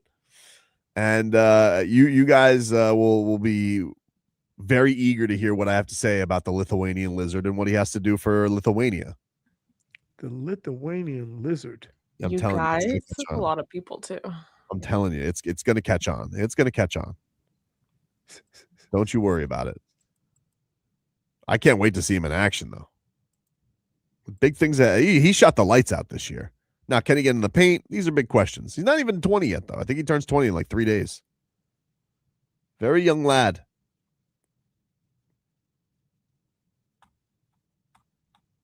All right, I could tell when you've petered out. You don't want any more. No, just having conversations about who we're going to get rid of or we're not. I think the first thing I want to see is what they do with Bob. What are you talking about? The lizard. The Lithuanian lizard. I don't like lizards. Wow. You know I don't like you lizards. didn't even hear that part. You know I don't like lizards. You were right, Tobin. Crazy. He knew what he was right. He knew when you were, Yeah, you don't want to hear no longer. Tapped out. You tapped out. Tap machine. He's just mad he didn't find his candy during the break. I didn't have any. Yeah, I think you're going. He's that's about what it to. is. He's thinking. No, about it, right? there's none in the house. Or he's got a leftover Oh, sandwich. there's none in the Ate house. all of your Easter eggs? Oh, I forgot to go look in the freezer. I got some. Yeah, my bad. It's like reminding a Oh, bear. you owe with a, JFig a lot, right? yeah, now. it's Look at like that. reminding a bear where the honey is, Jennifer. I'm sorry. All Why right, do I know that's our show for today, everybody. It's like reminding the bear where the honey is. We will talk to you rascals tomorrow.